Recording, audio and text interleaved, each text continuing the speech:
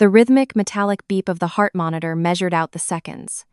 The quiet, monotonous sound was the only thing that disturbed the sterile tranquility of the cardiology intensive care unit. Behind the wide observation window of the VIP suite stood Michael. He wore a perfectly tailored navy blue suit, a crisp white shirt with no tie, and expensive Italian loafers that squeaked softly with his every move.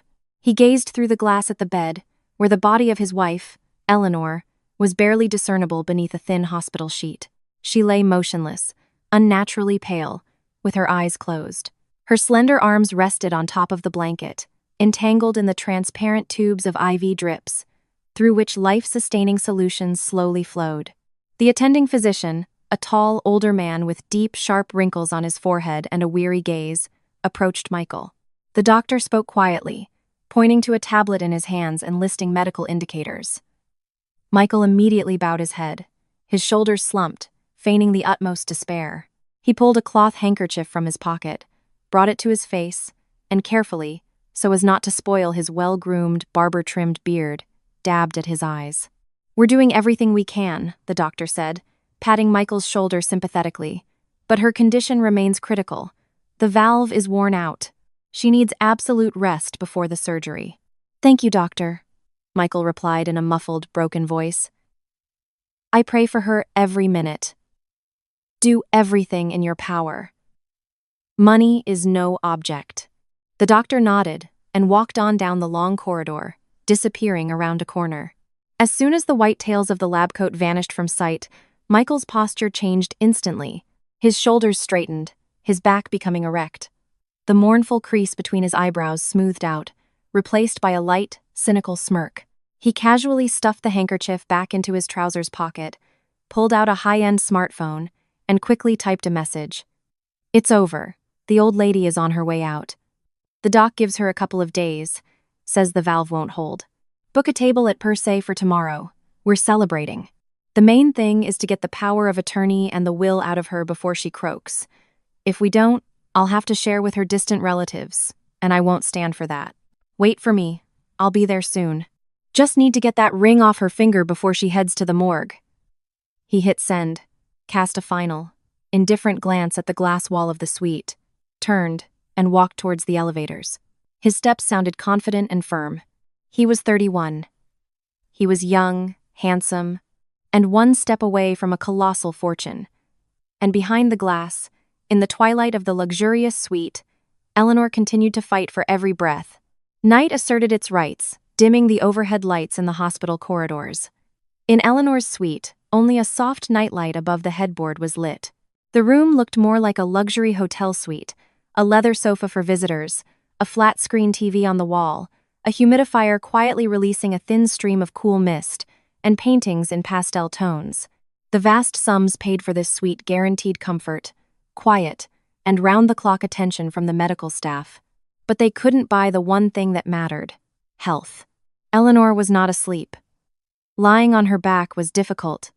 A crushing weight had settled in her chest, making it hard to take a full, deep breath. It felt as if a lead plate had been placed on her ribs. The faulty heart valve announced itself with a constant, draining weakness that made her fingertips go numb.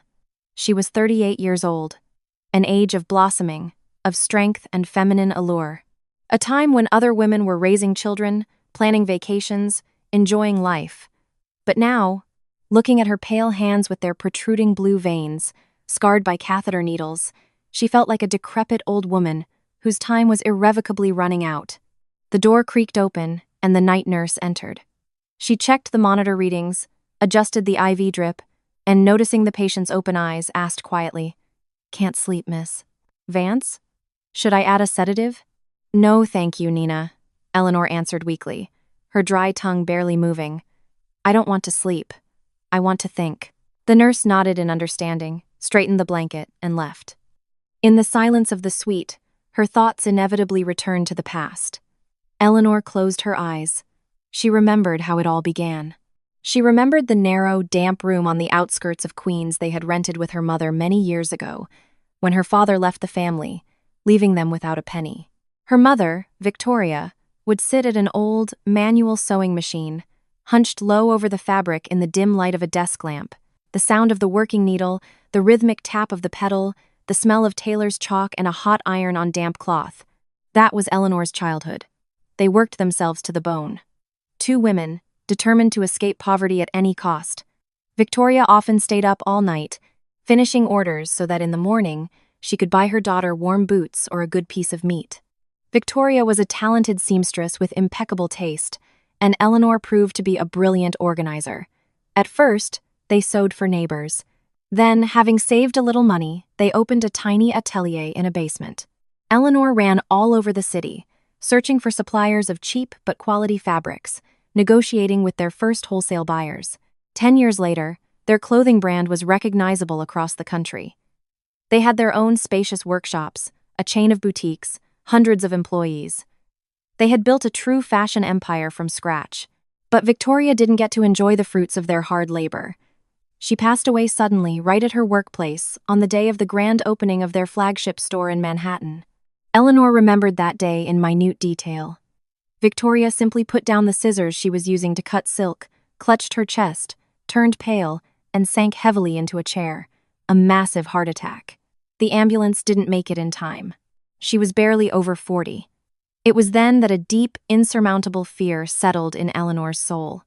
She remembered the words her grandmother once told her mother, and her mother, in moments of extreme fatigue, told her. "In our family, the women don't live long. Ellie, our hearts are weak, they just give out. It's a curse, nothing less. None of our women have made it to 50. In her youth, Eleanor had dismissed these conversations as old-world superstitions. She believed in science, in business plans, in her own strong character, and in the idea that money could solve any problem. But now, as the illness struck her down, confining her to a hospital bed, that fear took on real, terrifying shape. A family curse. It had caught up with her, just as it had caught her mother and grandmother. She had millions in her bank accounts, prime real estate, luxury cars, but not a single healthy day ahead. And the most terrifying part was that she was utterly alone. She had no children. Doctors had always shrugged, citing stress, overwork, and her body's peculiarities. They suggested adoption, but Eleanor kept putting it off, thinking she still had time. And now, time had run out. There was only Michael. She remembered how he had appeared at her company 3 years ago, a young, ambitious designer who had moved from another city. He was 7 years younger than her. Michael had looked at her with admiration, courted her beautifully and unobtrusively, bringing her hot coffee in the mornings, staying late after work to help with complex sketches for a new collection. He complimented not just her appearance, but her mind. He became her support at a time when she was incredibly tired of being strong. Eleanor, accustomed to carrying everything on her own shoulders, making tough decisions, and depending on no one, for the first time allowed herself to relax. She married him, sincerely believing she had found her quiet, feminine happiness with a reliable partner. But just before the wedding, Eleanor insisted on a strict prenuptial agreement. The business, real estate, and accounts acquired before the marriage remained her sole property. Furthermore, even before the wedding, she had drawn up a will in favor of a charitable foundation named after her mother, and she hadn't changed it after getting married. Michael signed the agreement without argument, saying that all he needed was her, not her factories. Eleanor believed him. And now, in this quiet, humming suite, she felt a sharp pang of guilt towards him. If she died on the operating table, Michael would not inherit her assets. The current will left the business, real estate, and accounts to the Victoria Foundation. The man who, she thought, had given her 3 years of care, would be left with only his salary. The morning began with a sharp, suffocating smell. The suite door opened, and Michael appeared on the threshold. In his hands, he held a huge bouquet of white lilies. The heavy, cloyingly sweet floral scent instantly filled the small room, ruthlessly displacing the sterile hospital smell. Eleanor winced and turned her head to the wall. It became hard for her to breathe. The lilies were absorbing the oxygen that she was already desperately lacking due to her failing heart. "Good morning, darling," Michael said softly, his tone full of care, as he placed the flowers in an empty glass vase on the windowsill. He approached the bed, pulled up a chair, and sat beside her. He was wearing a fresh cashmere sweater, his hair neatly styled. He smelled of expensive men's cologne, strong coffee, and the morning's freshness. The contrast between his vibrant, healthy appearance and her helplessness was jarring. How are you today? He gently took her hand. His fingers were warm and strong. Hers were icy and weak. Weak, Eleanor answered, barely audible, trying to breathe in small sips to avoid inhaling the scent of the flowers. The doctor came by early this morning. He said we can't wait any longer. The numbers are dropping. The surgery is necessary. Probably the day after tomorrow. Michael's face instantly adopted an expression of deep suffering. He lowered his eyes and ran his free hand over his face, as if wiping away an invisible, heavy fatigue. Eleanor, I'm beside myself. I didn't sleep all night. His voice trembled, sounding hollow and broken. All I can think about is you here, all alone. Things are a complete mess at the office. The Italian fabric suppliers are delayed. The workers in the workshops are on edge. I'm torn between work and the hospital. I'm trying to keep everything under control so you don't have to worry, but it's all trivial. The most important thing is for you to get better. I can't live without you. He pressed her weak hand to his unshaven cheek. Eleanor looked at his bowed head, and her heart clenched with pity. He was still so young, 31. He had his whole life ahead of him, to make plans, travel the world, create new collections, and here he was, forced to sit by the bedside of his dying wife and carry the weight of her business. Michael, she swallowed, her throat dry. Speaking was difficult. Her pulse quickened slightly, which the heart monitor immediately announced with a soft beep. I did a lot of thinking last night. I'm scared, so scared. Don't say that. The surgery will be a success. We have the best doctors, he interrupted quickly, looking her straight in the eye with convincing sincerity. You don't understand, she shook her head weakly against the pillow. This isn't just a worn-out valve, it's that curse. My mother went the same way, my grandmother too. I can feel it pulling me down, taking my strength.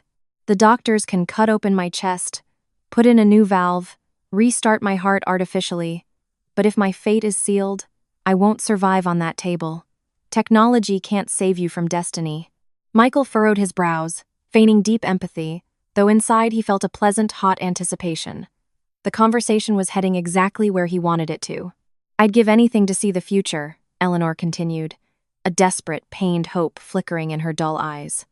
To know the truth about this curse. Can it be broken? If I knew everything would be okay, I would go into that operating room with a peaceful soul. I need certainty. She fell silent, gathering her strength. The monitor again quickened its rhythm, reacting to her agitation.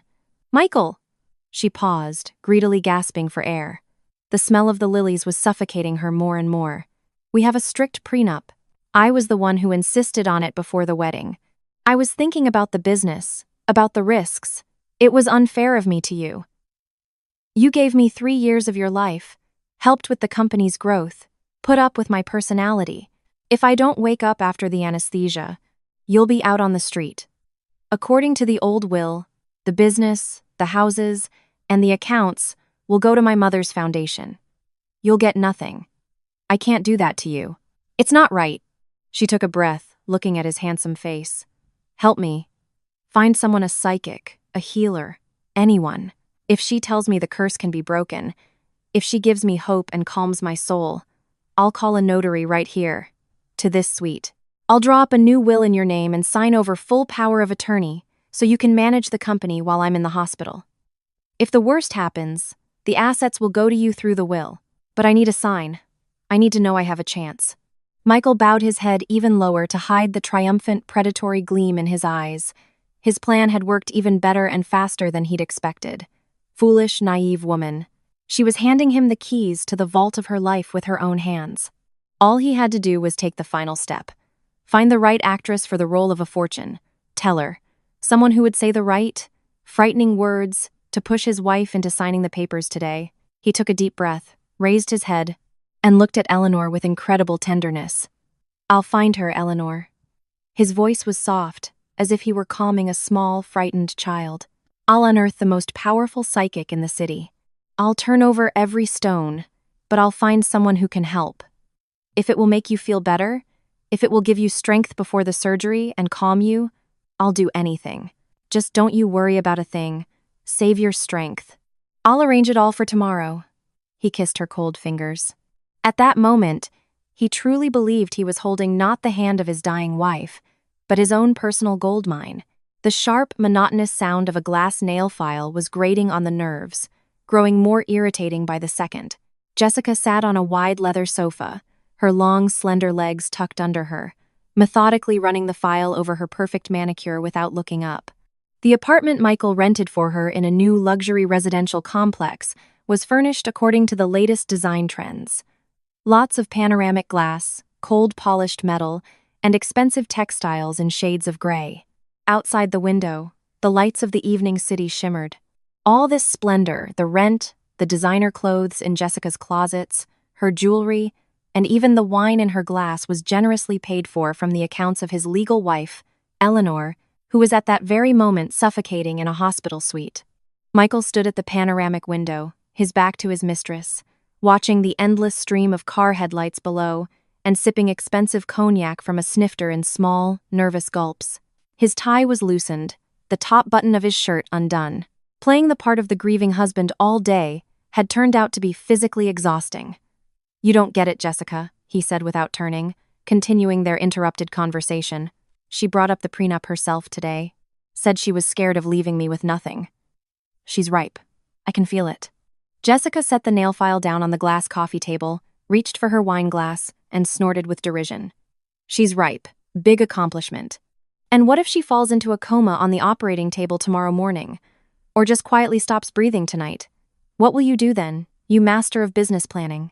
She stood up, her bare feet silent on the soft rug, walked up behind Michael, and ran a cool hand over his shoulder. Her voice was soft, but her words stung, sharp and precise. "You have a strict prenup. You showed it to me yourself, boasted about how clever you were. If Eleanor dies without changing the old will that benefits the foundation, you won't get the business, the house, or the accounts. And you, my dear, will be left with the salary of a common designer. They'll kick you out of her company the very next day, because that old hag, the CFO, runs everything there." Michael jerked his shoulder, shrugging off her hand. Jessica's words hit a raw nerve, exposing his deepest, most suppressed fear. He knew she was absolutely right.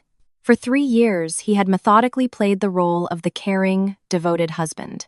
He endured boring, monotonous evenings at their Hamptons estate, brought her coffee in bed in the mornings, massaged her tired feet after grueling fashion shows, and listened to conversations about fabrics and suppliers. He had invested his time, his youth in this woman, suppressing his own ego. And now, with the end so near, he had no intention of walking away empty-handed. "I've thought of everything," he answered harshly, turning to his mistress. His gaze became heavy. "She genuinely believes in her family curse. Thinks she's going to die of a heart condition, like her mother. She needs a sign from above to make peace and settle her earthly affairs. I promised to find her a powerful psychic. Tomorrow morning, I'm bringing the right person to her suite." Jessica smirked, sipped her wine, and returned to the sofa, stretching gracefully. "Just make sure your right person doesn't say the wrong thing. Have this old crone tell her it's a done deal, that the threads of life have been cut, and she needs to urgently hand over her affairs to someone she trusts. Make your Eleanor so scared she calls the notary to the ICU herself. The main things are the general power of attorney to run the company and the will. I need guarantees, Michael. I have no intention of going back to a rented studio on the outskirts of Queens." "I know what to do without your advice," Michael snapped. The conversation was starting to wear on him. He put his empty glass on the table, picked up his jacket from a chair, and headed for the door. "Wait, it will all be over soon. And don't call me first until I give you the signal." Descending in the high-speed elevator to the underground parking garage, Michael pulled out his smartphone. Mom was displayed on the screen. He let out a heavy sigh, pressed the call button, and brought the phone to his ear as he got behind the wheel of his car. "Yeah, Mom," he said wearily, starting the engine. A brisk, loud, and imperious voice immediately came from the speaker. In the background, the creak of cabinet doors, the rustle of plastic bags, and the jingle of hangers were clearly audible. "Michael, did you call the doctors? What are they saying? How's our patient? They say her condition is critical. The surgery is scheduled in a couple of days. The doctors aren't making any predictions." "Excellent. Then listen to me carefully." His mother's voice oozed with undisguised, cynical satisfaction. "I was reading up on these heart conditions online today. The slightest stress, a little scare, and that's it, it's over. The engine stops. Who are you planning to bring to her tomorrow? I'll hire some psychic, someone who knows how to be persuasive. Find the scariest-looking old woman you can, Patricia commanded in a tone that brooked no argument. With black, piercing eyes and a raspy voice, so the sight of her alone sends a chill down your spine. Pay her well, don't be cheap. Have her scare your fool of a wife with talk of imminent death so that her hand is shaking when she signs everything over to you. Have her talk about the coffin, the shroud, the cold earth. People become very compliant before death. They cling to whoever is near. Be there, Michael. Be the most loving widower. Michael slowly pulled out of the parking garage onto the brightly lit avenue. His mother's cynicism didn't bother him in the slightest. On the contrary, he felt a sense of support and confidence in her words, something he himself was lacking a bit right now. I understand, Mom. I'll find the most suitable person. I already have one option in mind. And I'm packing my things, Patricia continued matter-of-factly, and the sound of a zipper closing on a suitcase was heard in the background again. I'm taking the morning train to you tomorrow. Michael braked in surprise at a red light, furrowing his brow. To me? Why? We didn't agree on that. What do you mean, why? I'm moving into your mansion, his mother stated unequivocally. Your wife's in the hospital. Such a huge house is standing empty, and the staff has probably gotten lazy without the mistress's strict supervision. I'll keep an eye on things, check where everything is, assess the situation, inspect the closets. I need to get used to it. We'll be the full owners there soon. Fine, come, Michael reluctantly agreed, knowing it was useless to argue with her. But please, don't start any drama ahead of time. Eleanor's housekeeper, Anna, is very loyal to her. She's worked there for years. If she suspects something and tells Eleanor, oh, don't tell me how to live. Patricia waved him off with irritation. I'll put that servant in her place in no time. I know my business. Now go. Act. Don't miss our chance, Michael. Fate won't throw us another fool with millions. Michael tossed the phone onto the passenger seat and drove out into the night streets of the city. He needed someone. Not just an extra from the local community theater, but someone who could play the part with maximum conviction. Someone who knew the right words, knew how to apply psychological pressure, and looked the part so that the impressionable, illness-worn Eleanor would have no doubt. He remembered a recent conversation with a business acquaintance who had a habit of consulting all sorts of mages and psychics for trivial matters. The acquaintance had told him about a woman, a spiritualist named Luna, who lived on the very edge of the city. They said she could see right through people and possessed a heavy, inexplicable gift. But what was most important to Michael was something else. This Luna had recently had a terrible fire. She had saved her children but was badly injured herself, suffering a severe leg injury, and was now living in abject poverty. That meant she critically needed money. For a large sum, people like her were willing to say anything. The GPS confidently led Michael's car away from the glittering city center to where the smooth asphalt ended and the dark, winding streets of a low-income neighborhood began. The road got progressively worse. The bright xenon headlights flashed on leaning wooden fences, ditches overgrown with weeds, and sparse, dim streetlights that barely pierced the night's darkness. Michael grimaced in disgust, listening to the mud and fine gravel clatter against the undercarriage of his expensive car. He felt like an outsider in this neighborhood of hopelessness. He stopped at the correct address. The house looked pitiful, a living reproach to human prosperity. Half of the roof was hastily covered with new, cheap gray shingles, while the other half still gaped with charred black beams, a horrifying reminder of the recent fire. The yard smelled of dampness, wet ash, and burnt wood. Michael killed the engine and, carefully trying not to soil his expensive Italian loafers, walked across flimsy, sagging wooden planks to the porch and knocked demandingly on the peeling door. It wasn't opened immediately. A strange, rhythmic thudding on the wooden floor could be heard from behind the door, dull, heavy, with long pauses. An old lock clicked. A woman stood on the threshold. Michael had to lower his eyes slightly to look at her. She was short, dressed in a long, faded woolen skirt and an old, worn-out, chunky knit sweater. But something else immediately caught his attention. The woman was leaning her full weight on 2 aluminum crutches. Her right leg was completely hidden under the long hem of her skirt, but from the unnatural way her shoulder hung and how she balanced, it was clear that every step was an immense physical effort. Her face was dark, thin, with sharp, regular features. Her thick, black hair, lightly streaked with gray, was pulled back under a simple dark cotton headscarf.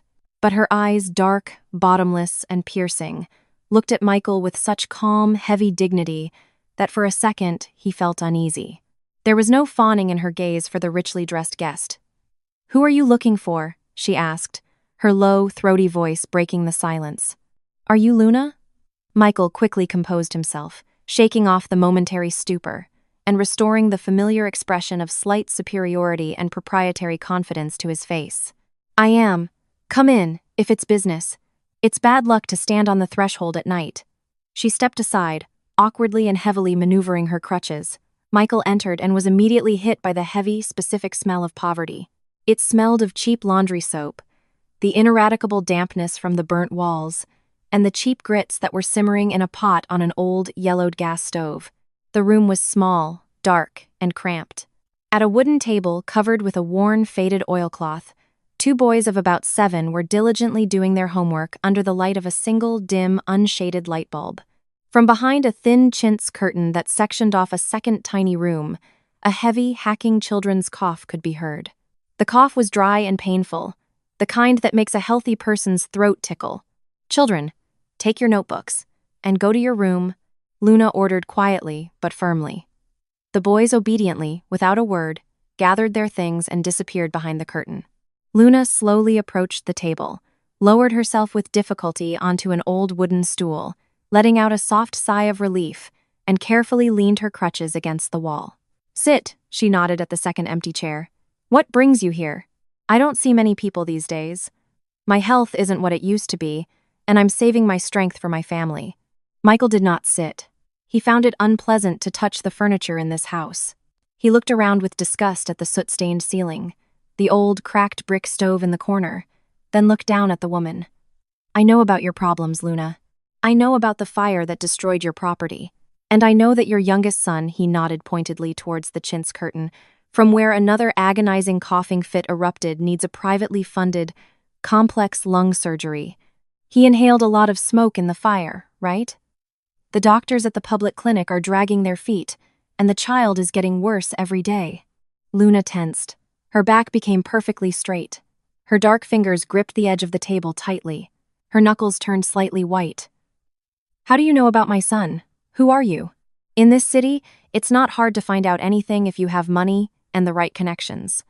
Michael smiled smugly, reached into the inner pocket of his expensive jacket, and pulled out a thick, tightly packed white envelope. He casually tossed it onto the oilcloth in front of Luna, with a light thud. "Here is half the amount needed for a private clinic in the city. Exactly half. You'll have the other half tomorrow evening, if we come to an agreement." Luna didn't touch the envelope. She sat motionless, staring at the thick stack of large bills, their outlines visible through the white paper. In that stack was her child's ability to breathe normally. In it was the chance to buy quality food, warm winter clothes for her older boys, and to hire workers to patch the leaky roof before the first hard frost. She struggled to swallow the heavy lump in her throat, forcing herself to tear her gaze from the money and look up at the uninvited guest. "What must I do for this money?" Her voice trembled almost imperceptibly, betraying her extreme need and internal tension. Michael was inwardly triumphant. He knew that money solved everything, always and everywhere. Any moral principles could be broken when a child's health was at stake. "The service is very simple. It won't require any mystical powers, dances with tambourines, or real witchcraft from you." Michael took a step towards the table, lowering his voice to a businesslike, confidential tone. "Tomorrow morning, I will personally bring you to the Regional Cardiology Center, to a VIP suite. My wife is there. She has a very bad heart. She's facing a complex, risky surgery. She's an extremely impressionable, nervous woman, a firm believer in family curses, hexes, crowns of celibacy, and all that other nonsense." He leaned his hands on the edge of the table, looming over the spiritualist. "Your task is to approach her bed, take her hand, put on your mysterious, deep-eyed spiritualist face, and tell her that her situation is dire, that the threads of her life are breaking, that her curse has caught up with her, and there is no escape. Tell her whatever you want about black ravens, the cold earth, the shadows of her ancestors. Scare her so much that she understands she won't be getting off that operating table. And then, tell her that the only way to ease her soul before passing on is to hand over all her worldly affairs to her husband, to write a general power of attorney and a will in my name. That's it. Say the right words. And tomorrow your son will be on his way to the best clinic in the country. A heavy, thick silence hung in the small room. The only sounds were the quiet bubbling of water in the pot on the stove, and the child's hacking, wheezing cough from behind the curtain. Luna slowly shifted her gaze from the white envelope to Michael's well-groomed face. Her eyes grew even darker. An icy hardness appeared in them. She saw before her a handsome, polished man who smelled of expensive cologne and success. But inside him was only rotten emptiness. He hadn't come to ask for help. He had come to hire an executioner for his own wife, to play on her fear of death for a piece of paper. She remembered the most difficult decision of her life many years ago, when she left her community. Her former husband, a greedy, cruel man, had demanded that she use her gift to deceive people, to cast hexes for large sums of money. Luna had refused flatly. She firmly believed that her gift was given by God to help the suffering, and that lies, dark magic, and greed destroyed the immortal soul. She paid a price for her refusal. Her husband left, cursing her, and then the fire broke out in her home. She pulled her children from the roaring flames, but a burning ceiling beam collapsed on her. She became disabled, lost all her modest possessions, but she did not lose her conscience. And now this polished man was offering her to do the very thing she had been running from her whole life. Luna slowly, with dignity, raised her right hand and, with the tips of her dark fingers, pushed the envelope back to the edge of the table, closer to Michael. "I don't lie to people," she said quietly, but with absolute firmness. The smile of superiority slowly, reluctantly, slid from Michael's face. He frowned in bewilderment, not understanding what was happening. This did not fit into his perfect script. "What do you mean you don't lie?" "I'm giving you money. A huge amount of money, the likes of which you've never seen.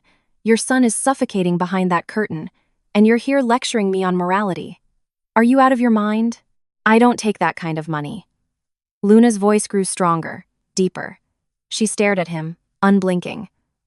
"I will only accept payment for an honest session, my standard fee.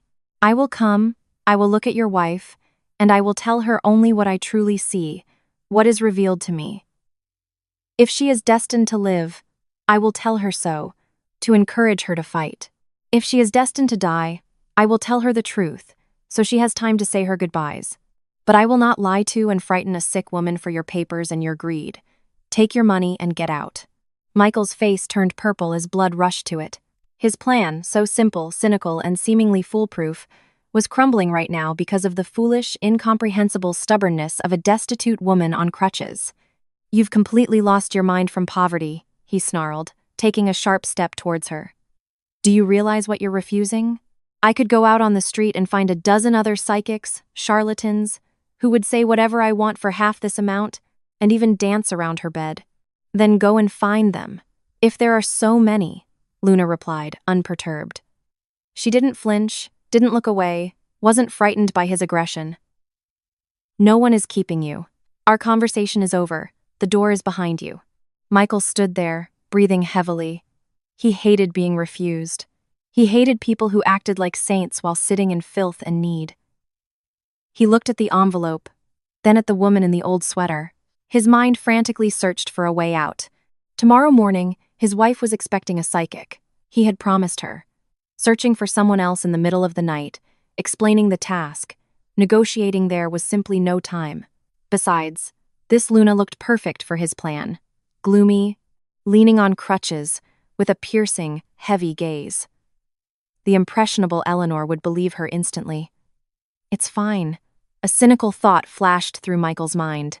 Tomorrow morning, in the suite, surrounded by luxury and expensive equipment, in front of a sick woman, she'll have nowhere to go. She'll see this world of the wealthy, remember her hungry mouths at home, and say everything just as I want. Money breaks everyone. It's just a matter of time. He abruptly straightened up, adjusted the lapel of his expensive cashmere jacket, and smirked condescendingly. "I'm leaving the money here, on the table. This is an advance." Michael pointedly gestured to the white envelope. "A paid taxi will pick you up tomorrow at 9 a.m. You'll come to the hospital, go into the suite, look at her, and you'll realize yourself that it's better to say what I tell you to. Don't be a fool, Luna. Your pride won't cure your son's lungs. Think about it tonight." Without waiting for her reply, he turned sharply, strode across the wooden floorboards, and left the house, slamming the door loudly behind him. Luna remained sitting in the semi-darkness of the kitchen. She stared at the white envelope lying on the oilcloth. Inside it lay her boy's life. All she had to do was step over herself, break her principles, say a few false, terrifying words to a stranger, a rich woman, and it would all be over. They would be saved.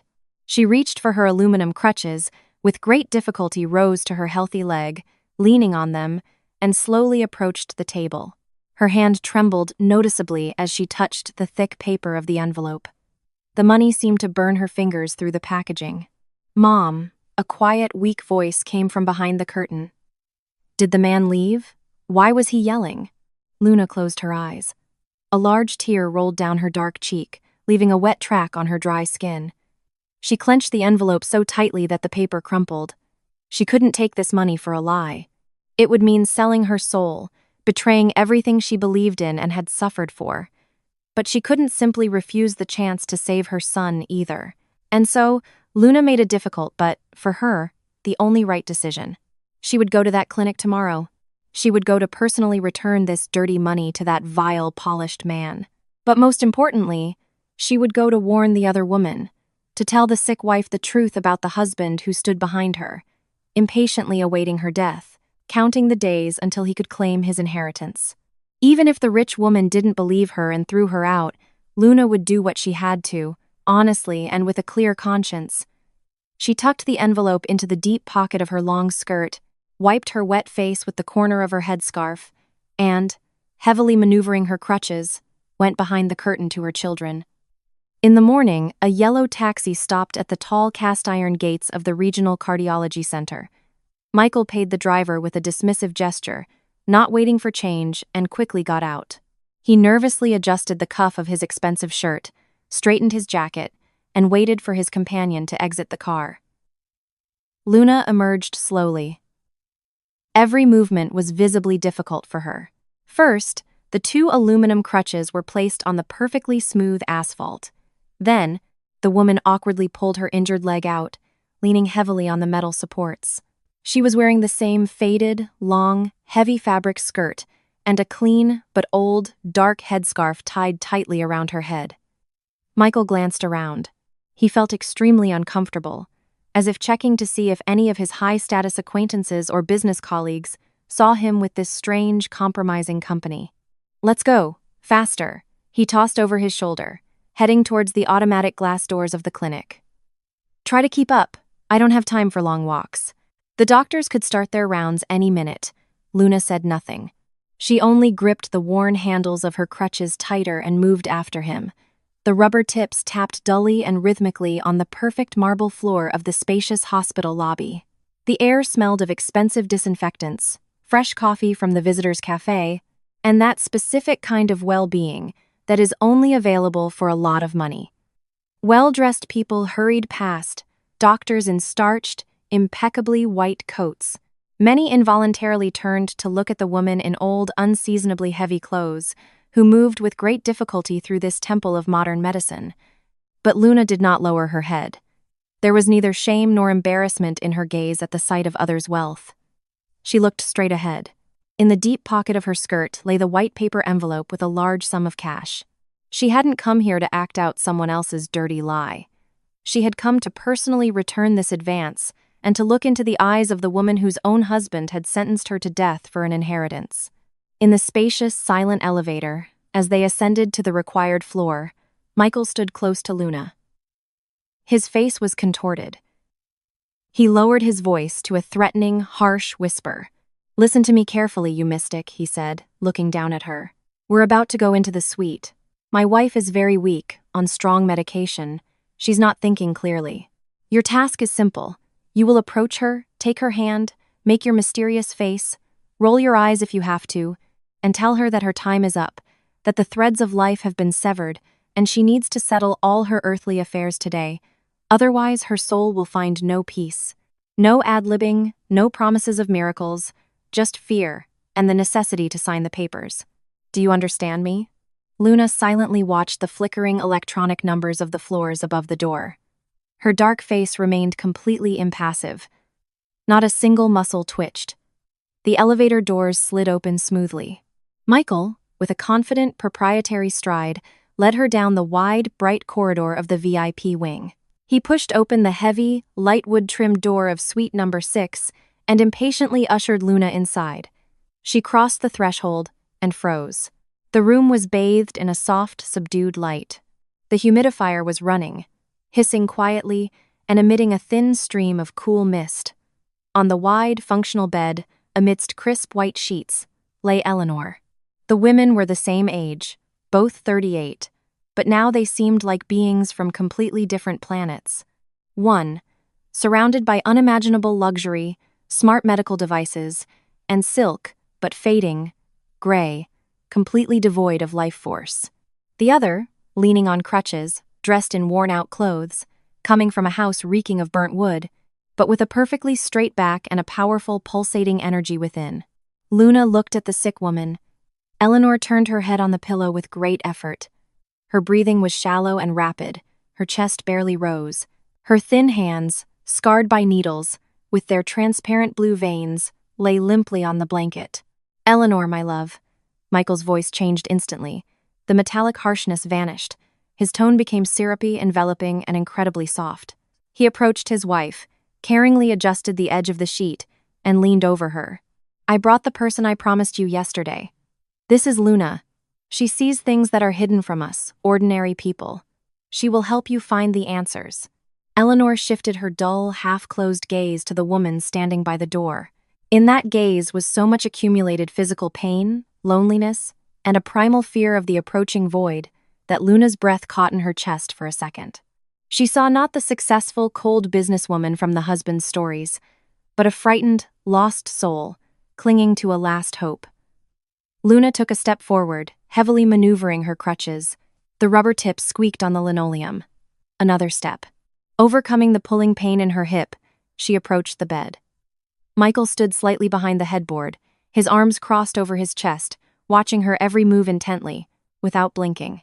Now, Luna thought, looking at Eleanor's emaciated face, now I will tell her the truth.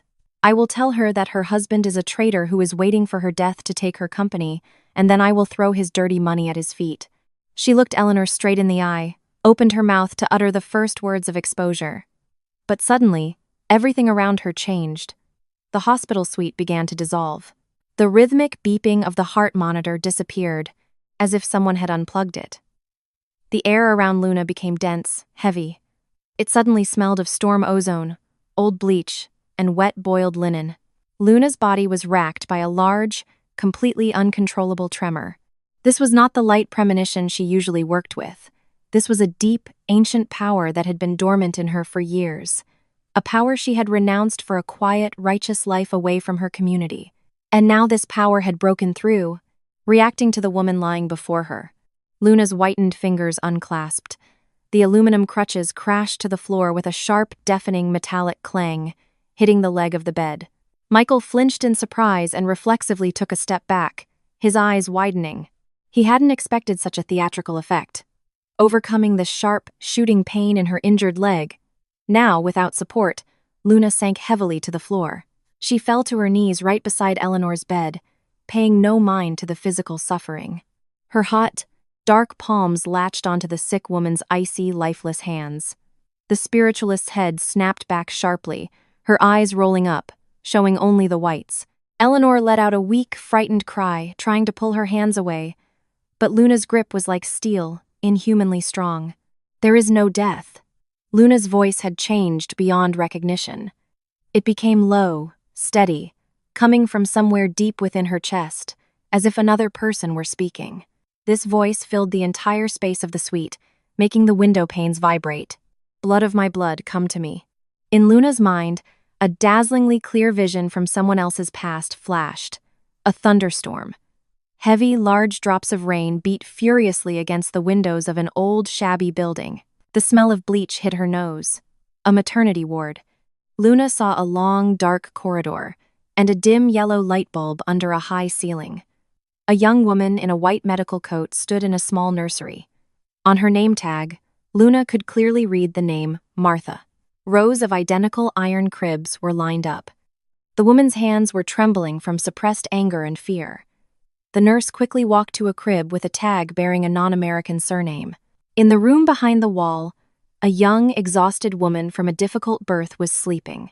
In the iron crib lay two tiny bundles, tightly swaddled in hospital linen. Two baby girls, twins. The nurse quickly, furtively, glanced at the closed door and picked up one bundle. The baby grunted quietly, discontentedly, but did not wake up. The woman in the white coat, clutching the infant to her chest, hurried down the dark corridor to the next room. In that adjacent room, turned to the peeling wall, a young, fair-haired woman, Victoria, was crying silently, her whole body shaking.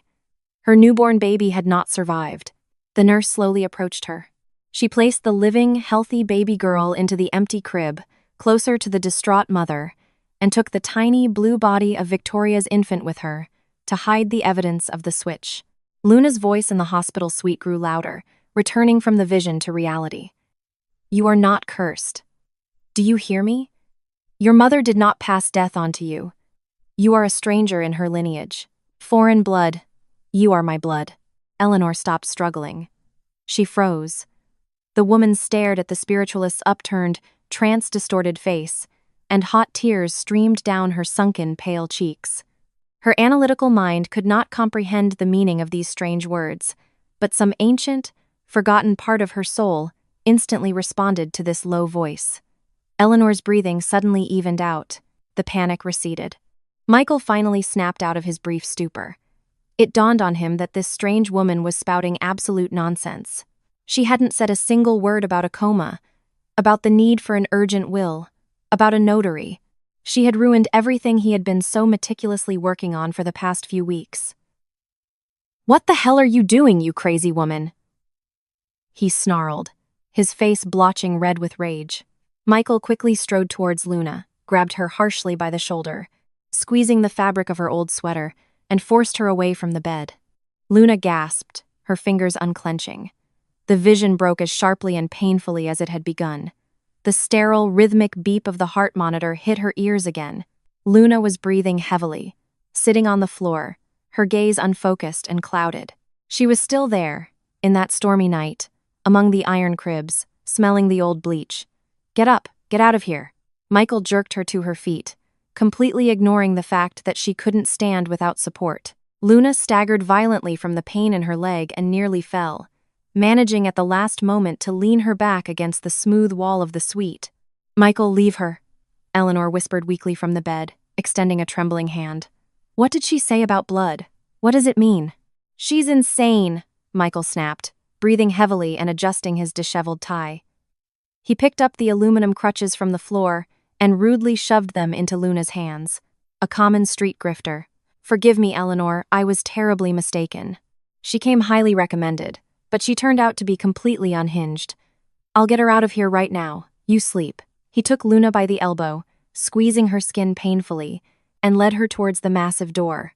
Luna struggled to move her crutches, trying not to fall under his pressure. At the doorway, she stopped abruptly, wedging a rubber tip against the door jamb, blocking the exit, and slowly turned to Michael.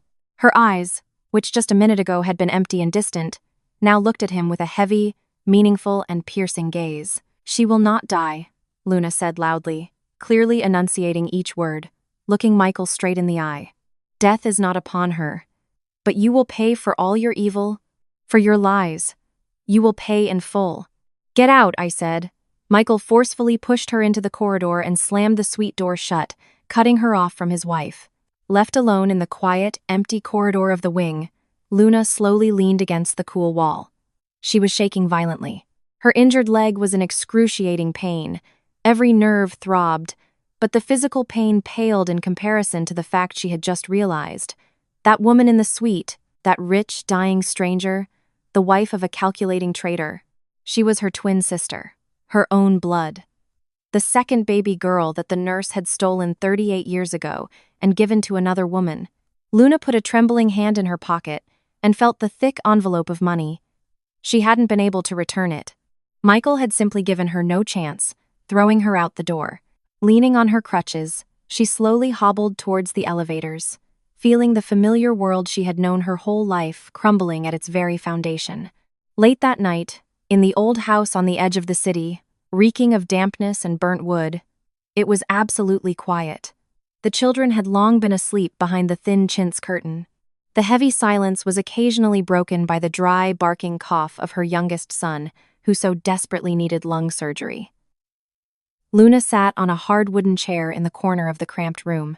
Before her, on a small corner shelf, stood an old icon, darkened with time. A thin yellow candle flickered weakly before the image. The flame trembled in the drafts, casting uneven, deep shadows on Luna's dark face. She couldn't sleep. Closing her tired eyes, she saw again and again, in the smallest detail, Eleanor's emaciated face on the white hospital pillow. A face in which the features of her own mother were subtly present. Luna clasped her hands together, intertwining her fingers so tightly that they turned white. She bowed her head low, and large, hot tears rolled down her cheeks, falling onto her old woolen skirt. God! A broken whisper escaped her lips, turning into a quiet, heart-wrenching moan. Why are you doing this to us? She remembered her difficult childhood. The noisy community, the constant moving, dusty roads, frequent hunger, her father's harsh temper. She remembered how her mother, until her very death, was always searching for someone, peering into the faces of strange, fair-haired children on the streets, but never telling anyone who she was looking for or why she cried at night. I've been searching for my own my whole life. Luna raised her tear-filled eyes to the icon. Her voice trembled. My whole life I've tried to live honestly, never deceived anyone, never took what wasn't mine, refused dirty deeds. And you bring me to her only now, when she is so weak and stands on the edge of the abyss? The cough behind the curtain intensified sharply, turning into a prolonged fit. Luna flinched, but did not get up from her chair. Her soul was literally being torn apart by an unbearable choice. In the pocket of her sweater lay the money that could help her suffocating son tomorrow. But that same money was payment for the fear and possible death of her own sister. If she kept it, she would become an accomplice to murder. She slowly slid from the chair onto the cold wooden floor, kneeling before the icon, completely ignoring the nagging, shooting pain in her injured hip. Don't take her, Luna whispered fervently, bowing almost to the floor, her forehead touching the boards. Not now. Give us time. Let me tell her the truth and find proof. God, I'll give anything. Take my years, take my health, what's left of it. Take my gift, if you must. Just give her life. Let her breathe. Let her heart beat. Wax from the candle dripped softly onto the wooden shelf. Luna cried silently, her forehead pressed against the floor. She prayed as she had never prayed in her life. Not for herself, not for her children. She prayed for the woman she had seen for the first time today, but whom she now loved more than her own life. Tomorrow, she would find proof. Tomorrow, she would dig up old archives, find that nurse, Martha, turn the whole city upside down.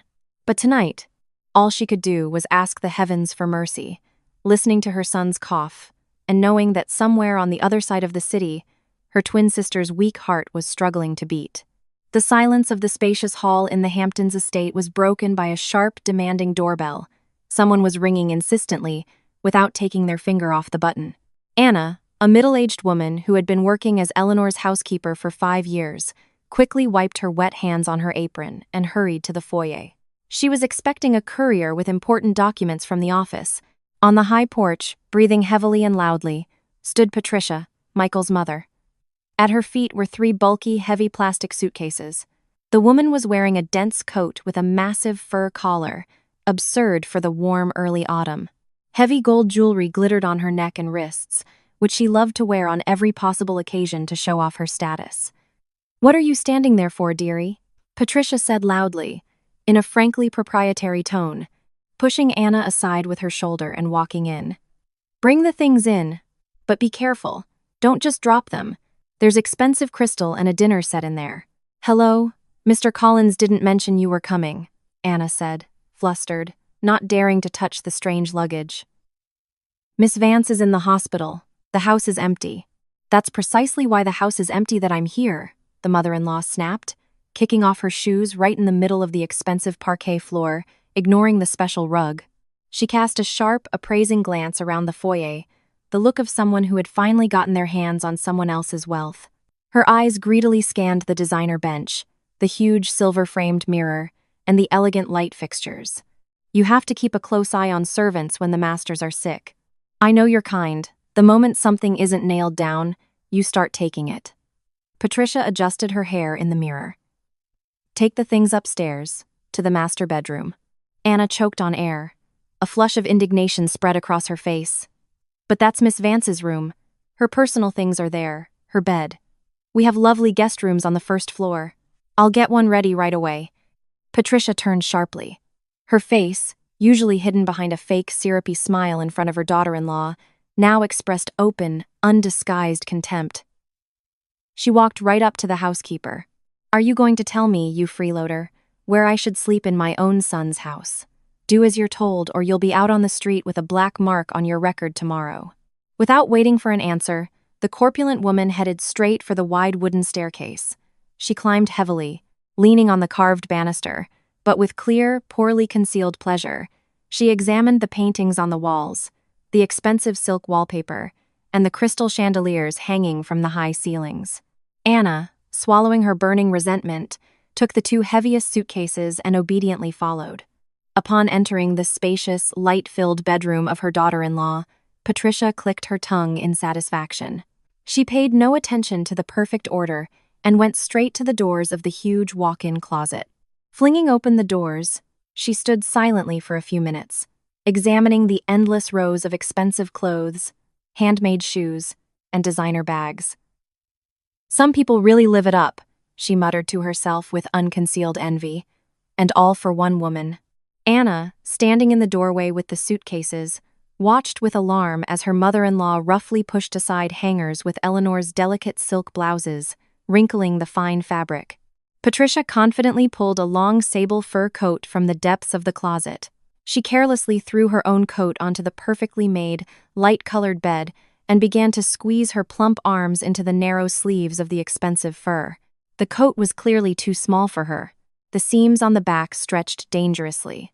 But the woman, with a smug look, approached the full-length mirror and began to turn from side to side, stroking the collar.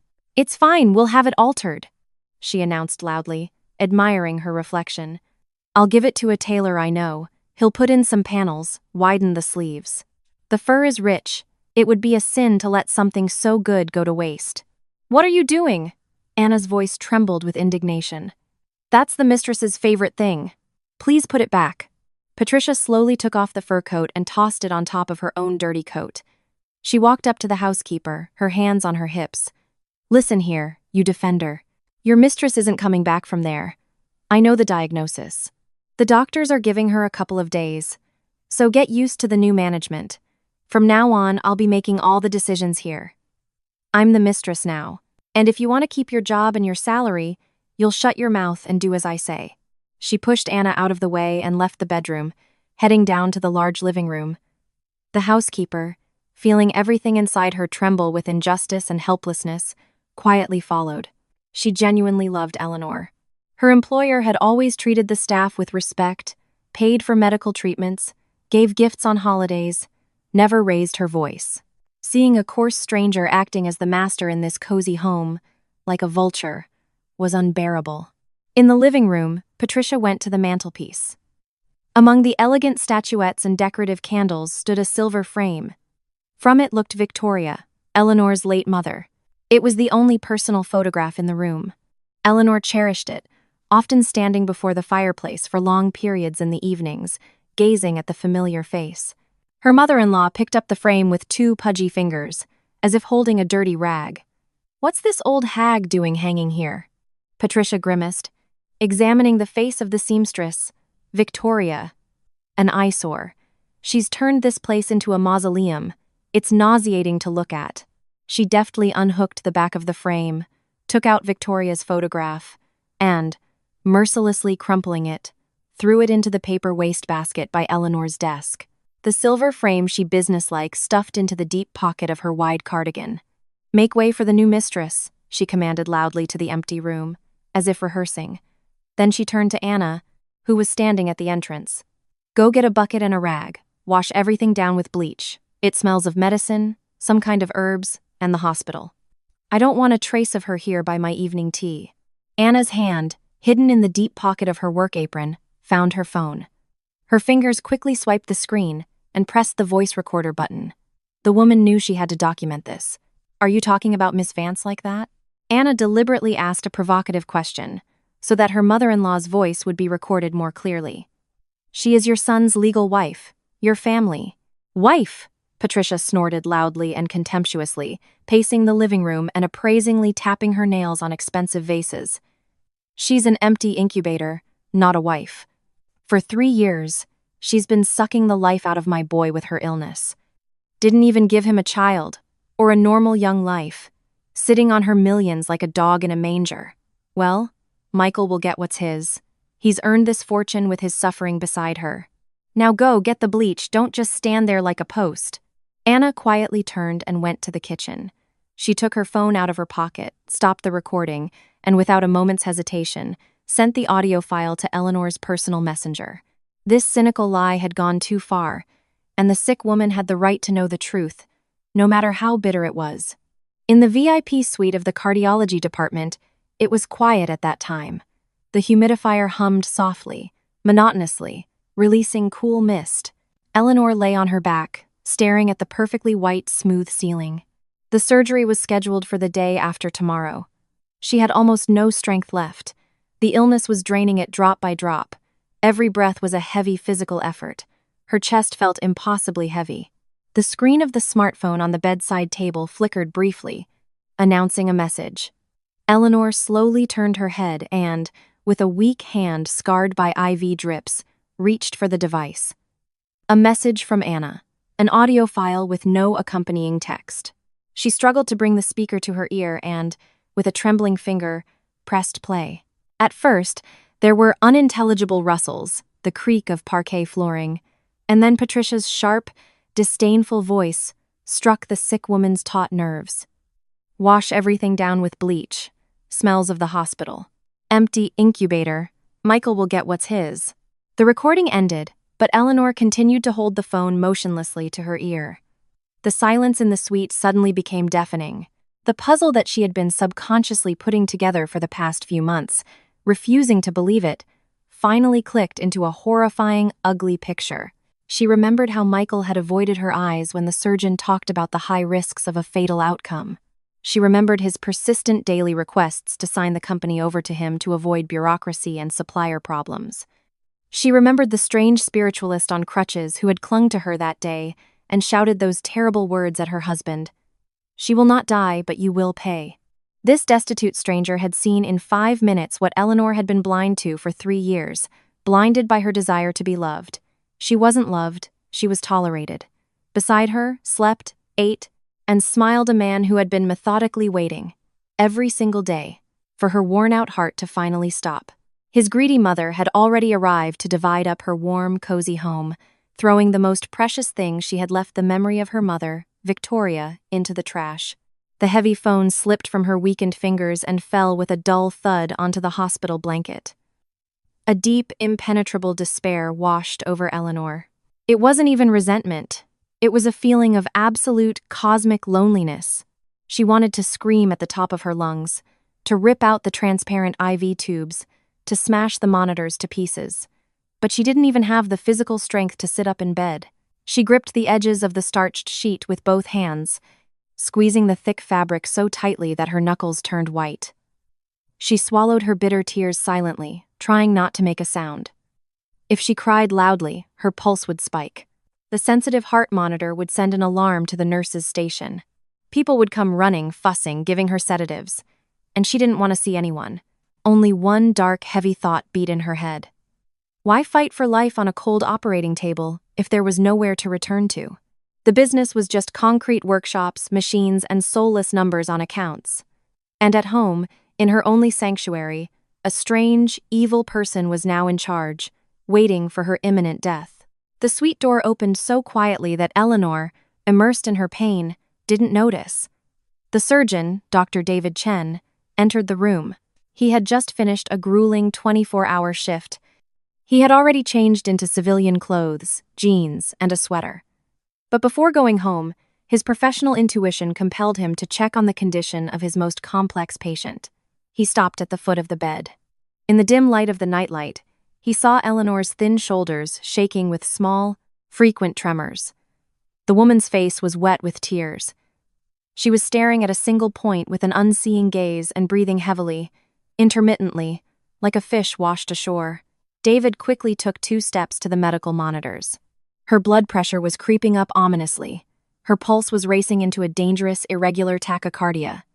But he didn't press the call button for the nurse. After 20 years in emergency surgery, he had learned to unerringly distinguish physiological pain from a spiritual catastrophe.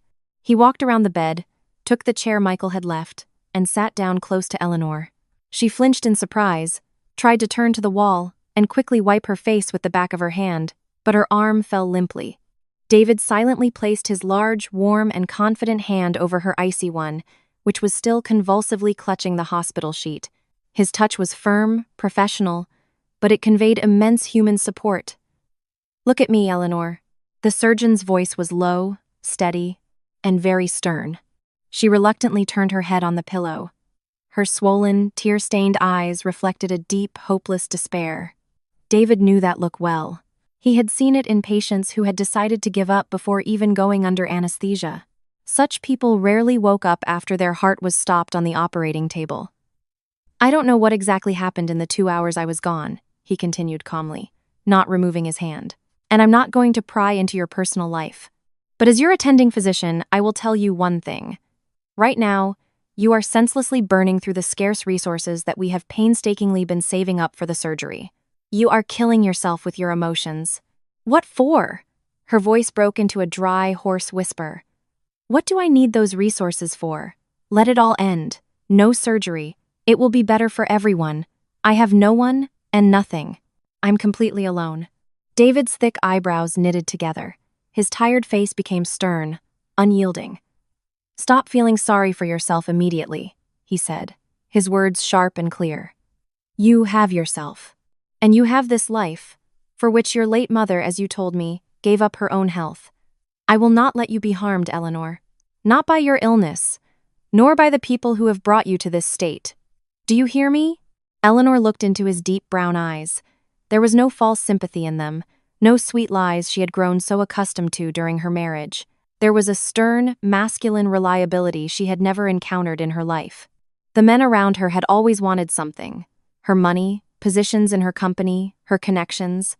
This tired man, after a 2-4-hour shift, wanted only one thing: for her to live. "Your only job right now is to make it to the day after tomorrow and to survive on that table." David squeezed her thin fingers a little tighter, forcing her to finally let go of the crumpled sheet. Anger, bitter resentment, the realization of betrayal, that's excellent fuel. It's better than fear. Use it. Get angry at all of them. Give me a chance to do my delicate work. You can deal with all the other trash in your life later, when you're back on your feet. Do we have a deal?" Eleanor took a slow, convulsive breath. The cold, steel logic of his words had a sobering effect. The crushing weight in her chest began to recede slightly. She would not give them her life so easily. She gave a weak but firm nod. "Good." David removed his hand and rose from the chair. "The nurse will bring you a light sedative now. Sleep and gather your anger. You'll need it." He left the suite, leaving behind a strange sense of protected peace. Eleanor closed her eyes. The doctor was absolutely right.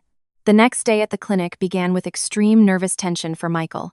He paced the long, bright corridor of the first floor, periodically glancing irritably at his expensive Swiss watch. His perfect plan was crumbling before his eyes, falling apart like a house of cards. The spiritualist from yesterday had turned out to be not just stubborn, but unhinged. She hadn't said a single word about the will, had put on some wild mystical performance, and had scared the hell out of him. Worse, his wife had stopped answering his calls since morning, and the nurse on duty reported that Miss Vance had requested not to be disturbed by anyone, citing weakness. The notary he had on standby was paid double the rate and was ready to come at a moment's notice. But for that, Eleanor had to express her own desire to sign the papers, and the surgery was early tomorrow morning. If she didn't survive without a signed will, the damned prenuptial agreement would leave him with nothing but a designer's salary. He critically needed more time, at least a few more days, to persuade her, to pressure her psychologically, to play the card of the loving, suffering husband. His gaze caught a young male nurse, Leo, pushing a metal cart with medications towards the service elevators. Michael knew this guy. He often complained about his low salary in the smoking area behind the building and loved to browse websites for expensive sneakers. A weak link. Michael quickly crossed the corridor, looked around, and blocked his path near the fire escape, where there were no security cameras. "Leo, stop." Michael lowered his voice to a conspiratorial whisper. "We need to talk. Urgent and very profitable." The nurse stopped warily, holding onto the cart. "What do you want, Mr. Collins?" "I need to take these solutions to the ICU and the VIP wing. I'm on a tight schedule." Michael reached into the inner pocket of his jacket and pulled out a thick stack of $100 bills. He didn't count them, just quickly stuffed the money into the deep pocket of the stunned young man's white coat. "Listen carefully. My wife, Eleanor, in Suite 6, is about to get her evening 4-drip of saline solution. Add a drug to it, anything. Something that will sharply but safely raise her blood pressure." Leo turned pale. His eyes widened in fear. He reflexively recoiled from his cart. "Are you insane?" the young man hissed. "She has a major surgery tomorrow morning. If her pressure spikes, Dr. Chen will cancel the procedure. They'll have to stabilize her for at least another week. It's a huge risk for her heart." "That's the point, you idiot," Michael said harshly, moving closer to the nurse and overpowering him with his authority. "I need to postpone the surgery for just a couple of days. A slight spike in pressure won't hurt her. The smart monitors will just show the change, and the doctors will play it safe. Do this, and you'll get the same amount again tomorrow. Don't do it, and I'll find a way to cause you huge problems at work. You'll be fired with a black mark on your record. I know the hospital administrator." Leo swallowed hard. He touched the pocket where a sum equal to his 3 months' salary lay. The temptation was too great, and the threat of being fired was even more frightening. I'll do it," he nodded, avoiding Michael's eyes. "There's one drug. It'll raise her pressure, cause some tachycardia, but without any direct threat to her life. It'll just delay the surgery. Do it and keep your mouth shut." Michael adjusted his jacket and, with a quick, confident stride, headed for the exit of the department, pleased with his cleverness. Leo, looking around furtively, took the necessary ampule from the bottom drawer of the cart with trembling hands and drew the clear liquid into a syringe. He went up to the cardiology floor and headed for Suite 6. The young man quietly approached the IV stand hanging over Eleanor's bed, who seemed to be asleep. He removed the plastic cap from the needle, preparing to inject the drug into the rubber tube. "And what exactly are we planning to administer to the patient that isn't on my orders?" A quiet but incredibly heavy voice sounded behind him. Leo flinched and dropped the syringe. It clattered on the white tile, leaving a wet trail. "Doctor." David Chen was standing in the doorway of the suite. He wasn't supposed to be on duty today, but a sense of unease about his complex patient had made him come to the clinic in the evening. The surgeon took 2 quick steps, shut off the IV system, and called the nurse on duty. He ordered them not to touch the syringe until security arrived, and then walked up to the pale, trembling nurse. "To my office." "March. Now," David commanded in an icy tone. In the office, under the surgeon's heavy, unblinking gaze, Leo broke within the first minute and quickly confessed everything. He put the crumpled bills on the table and, stammering with fear, told him about the patient's husband's request. David's face showed no emotion, but the muscles in his jaw clenched from restrained anger. He silently swept the money from the table, stuffed it back into Leo's pocket, and pointed to the door. "Write your resignation letter, right now. If I see you within a mile of this clinic tomorrow morning, I will personally hand over your confession and the ampule with your fingerprints to the police. Get out." After dismissing the nurse, David headed to the first floor with a quick, decisive stride. He knew exactly where this caring, loving husband usually was. Michael was sitting relaxed on a leather sofa in the waiting area, idly scrolling through his newsfeed on his phone. He was waiting for the commotion of doctors rushing to Suite 6, but instead, he saw Dr. David Chen standing before him. The surgeon loomed over him like a thundercloud. Did something happen to Eleanor? Michael immediately put on his usual mask of deep concern and tried to stand up. David grabbed his shoulder firmly, forcing Michael back down onto the sofa. Listen to me very carefully. The surgeon's voice was quiet, almost a whisper, but its tone made Michael genuinely scared. I know exactly what you paid Leo for 10 minutes ago. Michael's eyes widened. He tried to protest. You have no right. This is slander. I'll file a complaint. I have the right to save my patients' lives by any means available. David cut him off coldly. Your wife will be on the operating table tomorrow morning, and I will do everything to ensure the surgery is successful. And you will now get up and quietly leave this place forever. The surgeon straightened up, took a radio from his pocket, and pressed the call button. Security. Post 2 to the first floor. Escort this citizen out and add him to the blacklist. David looked down at the pale Michael. If you try to get to the floor, bribe someone else, or even send a note up here, I will personally hand over the audio recording of the conversation with the nurse to the investigator. Get out. Michael was breathing heavily, feeling cold sweat run down his back. He realized he had definitively lost this battle. Looking at David's impenetrable, stern face, he understood that this man was not joking and would not compromise.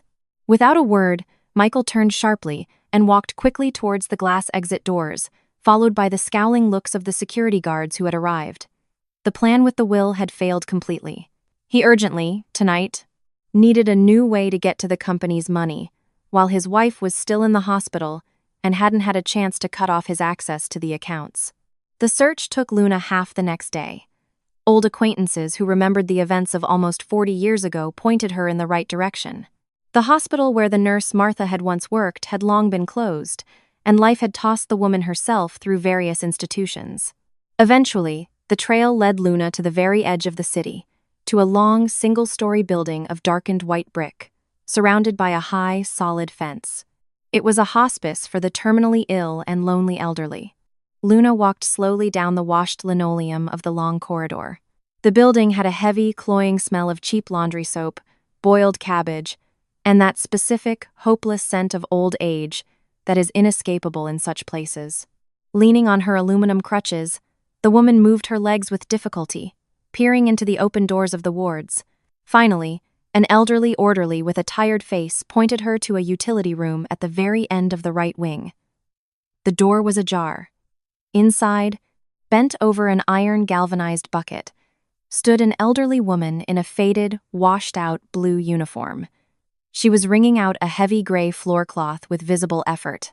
Her narrow, bony shoulders rose heavily with each movement, betraying extreme physical exhaustion. Her hair, completely gray and thin, was pulled back under a tight, dark headscarf. Luna stopped in the doorway. The rubber tips of her crutches squeaked quietly but distinctly on the wet tiled floor. The woman flinched and slowly turned around. Her face was etched with deep, sharp wrinkles, like parched earth. Her faded eyes looked dull, with the habitual submissiveness of a person who has spent years doing the hardest, dirtiest work, expecting nothing good from life. Can I help you? The old woman's voice rasped unpleasantly, like the rustle of dry leaves. Visiting hours start in an hour. You can't go into the wards yet. I'm not here for the wards. I'm looking for Martha, Luna said in a steady, low voice, looking intently into the old woman's face. The same Martha who worked at City Hospital #3 38 years ago. The woman froze. The wet rag slipped from her gnarled fingers with a heavy, dull splash and fell back into the bucket. Dirty, soapy water spattered onto her old, worn-out work boots. Martha slowly straightened up, mechanically wiping her wet hands on the hem of her uniform. She stared for a long time, unblinking, at Luna's dark face, at her deep, dark eyes, at the old knitted sweater and the aluminum crutches. In her dull gaze, a primal, conscious fear began to emerge. I knew they'd come for me, the old nurse whispered, barely audible. She didn't even try to make excuses, didn't pretend not to understand what it was about. The burden she had carried within her for decades was too heavy to keep hiding. Do you remember that night? Luna took a heavy step into the cramped utility room, It wasn't a question, but a firm statement. A bad thunderstorm. A mother in labor with twin girls and a young seamstress, Victoria, in the next room, whose baby didn't survive. Martha swallowed hard, convulsively. Her thin, bloodless lips trembled. I remember every minute of that damned night. The old woman suddenly lurched forward, and her sharp knees hit the hard-tiled floor with a dull thud right in front of Luna. She paid no attention to the puddle of dirty water spreading under her, soaking the fabric of her uniform. For 38 years, I go to bed, and every night I see those 2 tiny bundles on the changing table. Why did you do it? Luna's voice trembled. Old resentments stirred within her, but she forced herself to stand straight. Why did you separate us? We did nothing to you. Our mother did nothing to you. Martha covered her face with her wet, shaking hands. Her thin shoulders shook with dry, racking sobs. It was the cry of a person who had long since cried all their tears. She offended me. The words came out of the old woman with great difficulty. She choked on them, rushing to confess, as if at a confessional. Your mother was proud, beautiful, looked down on everyone. I went to her after the birth, asked her to move her people from under the windows. They were making too much noise, disturbing the other patients. And she answered me so sharply, so contemptuously. Said I was empty, that I hadn't seen life, didn't know love. And at that time, my husband had just left me for another woman. I was in debt. I was on my 2nd shift in a row, swaying from exhaustion. And such anger took hold of me. A dark, blind anger at someone else's happiness. The old woman lowered her hands and looked up at Luna. Unbearable torment was in her eyes. And in the next room, Victoria was howling like a wolf. Her baby was born blue, didn't breathe. I stood in the corridor looking at Victoria, then at your sleeping mother. The woman had 2 healthy, strong babies. And Victoria had no one, just emptiness. And I thought, let this proud woman cry too, let her know what it's like to lose. I took one of the girls, wrapped her up tightly, and took her to Victoria. I told her I'd made a mistake, that her baby was alive, just weak. And I told your mother that the 2nd girl hadn't survived. A heavy, oppressive silence hung in the cramped utility room. The only sound was the slow drip of dirty water from the edge of the iron bucket onto the floor. Luna looked at the woman kneeling before her in the soapy puddle. The anger that Luna had carried with her across the city, intending to unleash it on the person who had destroyed her family, suddenly began to melt away. She saw before her not a malicious demon, not a calculating enemy, but just an old, deeply unhappy, and broken woman who had punished herself more severely than any human court. Because of a tired nurse's momentary envy, their lives had taken completely different paths. One grew up in comfort, but without her own blood, consumed by the fear of a non-existent curse. The other endured poverty, lost her health, but kept her gift and her faith. I broke your lives. Martha reached with trembling, wet hands for the hem of Luna's long skirt. I know it. I live in hell every single day. I came to work here, to clean up after the dying, to do the dirtiest work, to somehow atone for my sin. But it can't be atoned for. It lies on my soul like a heavy stone. I am guilty. Forgive me. If you can, for Christ's sake, forgive me. Luna closed her eyes for a few seconds, deeply inhaling the stale air of the utility room. Then, she heavily shifted her weight to one crutch and reached down with her free hand. It was physically painful for her to bend over. The cramped muscle in her leg immediately responded with a sharp, pulling pain, but she forced herself to go lower. She placed her dark, warm palm on the trembling, bony shoulder of the old nurse. God will forgive you, Martha, Luna said quietly, but with absolute firmness. My mother has long been gone from this world, and my sister is in the hospital now. She has a major open-heart surgery tomorrow. I will not hold a grudge against you. I don't want to carry this darkness with me and bring it into my sister's room. And you need to let yourself go too. The old woman froze, unable to believe her ears. She raised her tear-stained, wet face, looking at the spiritualist with reverence. Get up, Martha. Luna squeezed her shoulder a little tighter, forcing her to rise from her knees. I only need one thing from you. Pray. Pray for Eleanor's life. Direct all your tears and all your pain towards her surviving on that operating table. Martha nodded convulsively, wiping her face with her wet hands, smearing the dirty water across her cheeks. I will. Day and night I will pray. I won't move an inch from the icon, my dear girl. Thank you, Lord, thank you. Luna slowly straightened up, grabbing her crutch. She had to go. She had done what she came for, learned the truth to the very end, and closed this terrible chapter. Leaving the crying nurse in the utility room, the spiritualist headed for the exit of the hospice. She needed to get back to her children and wait for news from the clinic. At the same time, in the VIP suite of the cardiology department, a tense, strictly business atmosphere prevailed. Eleanor was sitting up in bed, propped up by high pillows. She looked exhausted. Deep, dark shadows had formed under her eyes. Her lips were dry, but her gaze held the same steel firmness with which she had once led her company to become a market leader. All illusions about a happy marriage had crumbled, replaced by a cold, calculating instinct for self-preservation. To the right of the bed, on a pulled-up chair, sat Nina, the company's CFO. She was a stout, solid woman in her 50s who had worked with Eleanor for over 10 years. An open leather briefcase with documents lay on her lap. A little further away, by the window, stood Mr. Davies, the firm's corporate lawyer, a lean man in a strict business suit. He held a stack of fresh printouts. Dr. David Chen stood by the door, his arms crossed over his chest. He did not interfere in the conversation, but his presence served as a reliable shield against any unwanted visitors. He had personally given orders to security not to let the patient's husband pass the front desk on the first floor. Let's go over it one more time, Mr. Davies. Eleanor's voice was quiet. She had to pause for breath, but each word was clear and firm. What exactly are we signing now?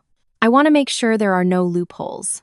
The lawyer approached the bed, placing the top sheet on a special hard clipboard.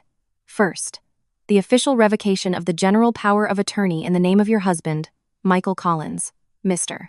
Davies handed her an expensive fountain pen.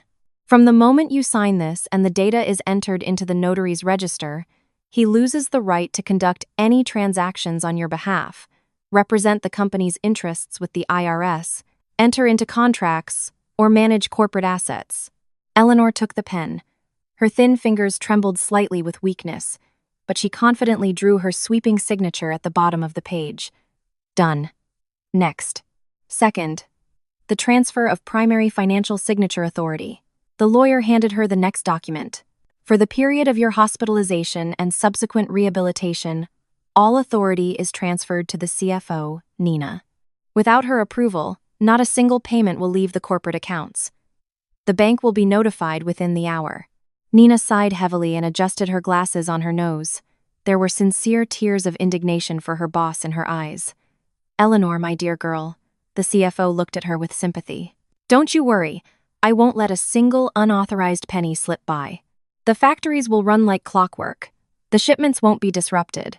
Just tell me, Michael, has he completely lost his mind?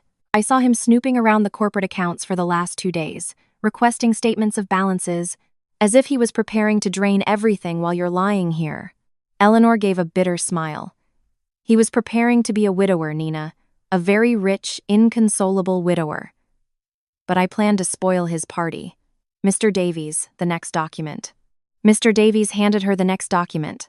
A notary was present, who verified Eleanor's capacity and explained the legal consequences of her decision. A new will. It replaces the previous one, drawn up before the wedding. According to your new wishes, the business, real estate, and personal bank accounts will go to the Victoria Charitable Foundation.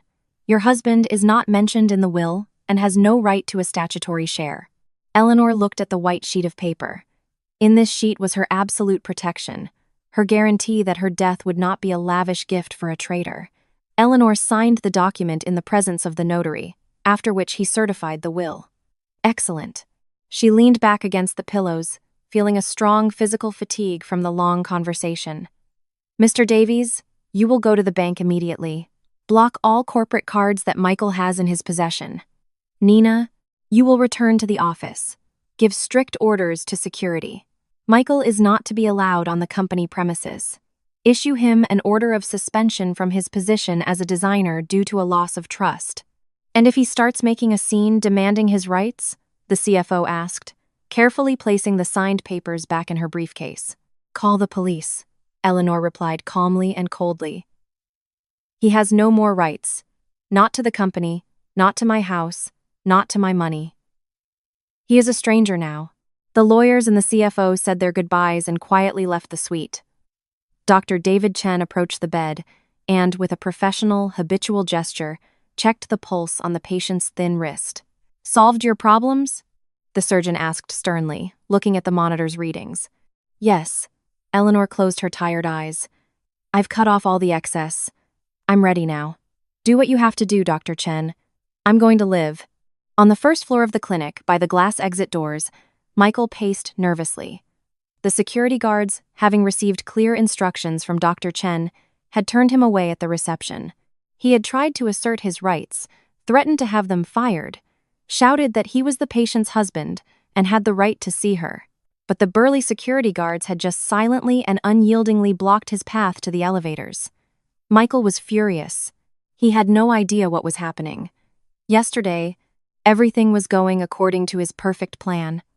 The spiritualist had scared Eleanor, she had promised to call a notary, and today, he was suddenly not allowed to see his own wife.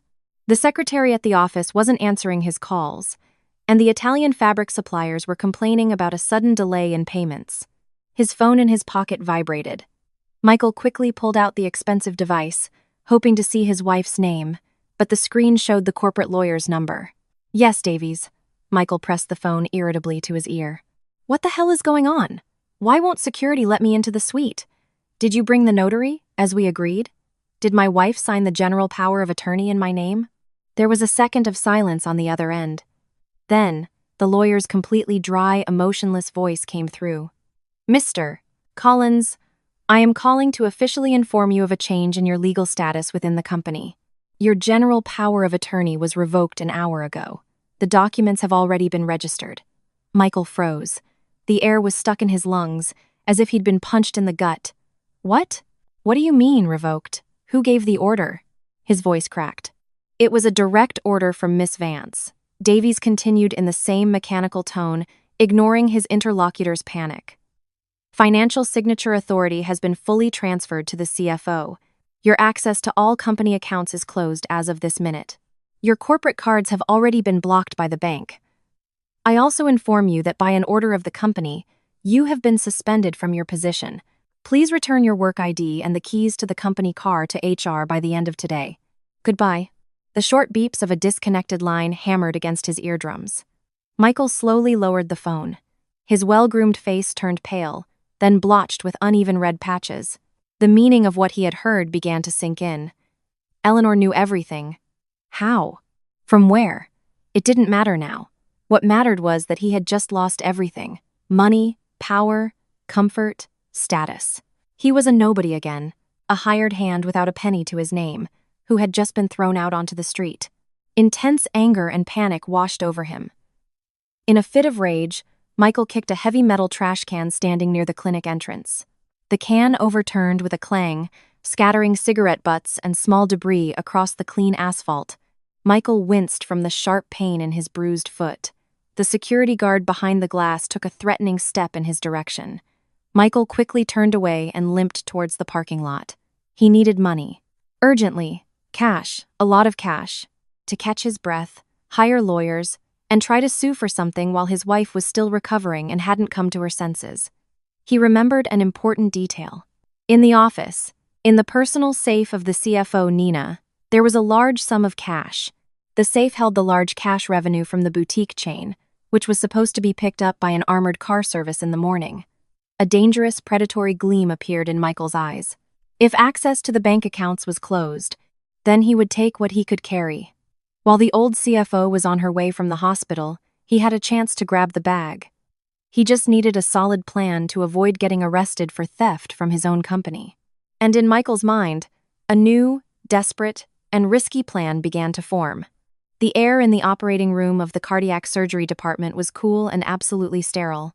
Powerful, shadowless lamps burned above the table, illuminating only a small square of the surgical field from the semi-darkness. The rest of the space was lost in deep shadows. The surgeon, Dr. David Chen, stood at the table, leaning forward slightly. His face was hidden by a mask. Only his eyes were visible, intensely focused, unblinking, carefully following every micro-movement of his own hands. The steady, rhythmic sound of the heart-lung machine filled the room. The instruments impassively counted the seconds. Eleanor was in a deep, medically induced sleep. Her life now completely depended on plastic tubes, clear solutions in IV drips, and the delicate work of the man who had promised not to let her be harmed. Hemodynamics are unstable. Pressure is slowly dropping, the anesthesiologist said quietly but clearly, looking at the colored graphs on the monitors. There was no panic in his voice, only a dry statement of fact requiring immediate action. Add vasopressors, David commanded, not taking his eyes off the open chest cavity. His voice was steady, like a taut string. The valve is much more worn than the initial ultrasound showed. The tissues are fragile, thinned. Forceps. The surgical nurse instantly, without a single extra word, placed the necessary metal instrument in his palm. David worked quickly, but with incredible care. During these hours, he didn't think about the woman lying before him being the owner of factories and steamships. He didn't think about her treacherous husband or complex family dramas. Before him was solely a complex, damaged human mechanism that he was obligated to fix. Fine beads of sweat collected on his forehead, and an assistant periodically dabbed it with a gauze pad. The battle for Eleanor's life was in full swing. At the same time, a few miles from the clinic, Michael sat behind the wheel of his expensive car, parked near the train station square. He was breathing heavily, nervously drumming his fingers on the steering wheel. The situation was simply atrocious. He no longer had access to his cards. The accounts were completely blocked. That morning, he had tried to pay for a simple coffee at a gas station, and the terminal had indifferently displayed transaction denied. The girl at the counter had looked at him with suspicion. He had to dig out change from his pockets. He only had a little cash left in his wallet, barely enough for a few days of modest living. And Jessica had already started asking uncomfortable questions about promised gifts. But Michael knew one important, life-saving detail. In the company office, in the personal safe of the CFO Nina, there was a very large sum of money. The cash revenue from the boutique chain was temporarily stored in the CFO's safe before the armored car pickup. If the company was now fully under the control of the old hag Nina, it meant the cash was still there, waiting. The plan formed in his head quickly, driven by panic and greed. He had an old duplicate key to the accounting office that he had made a year ago, just in case. The security could have deactivated his electronic keycard to the business center itself. That was a fact. But the back entrance, by the loading dock where workers carried boxes, was often left ajar, and there were no cameras there. All he had to do was get in, quietly open the office, take the bag of money, and walk out through the main entrance, right under the security cameras.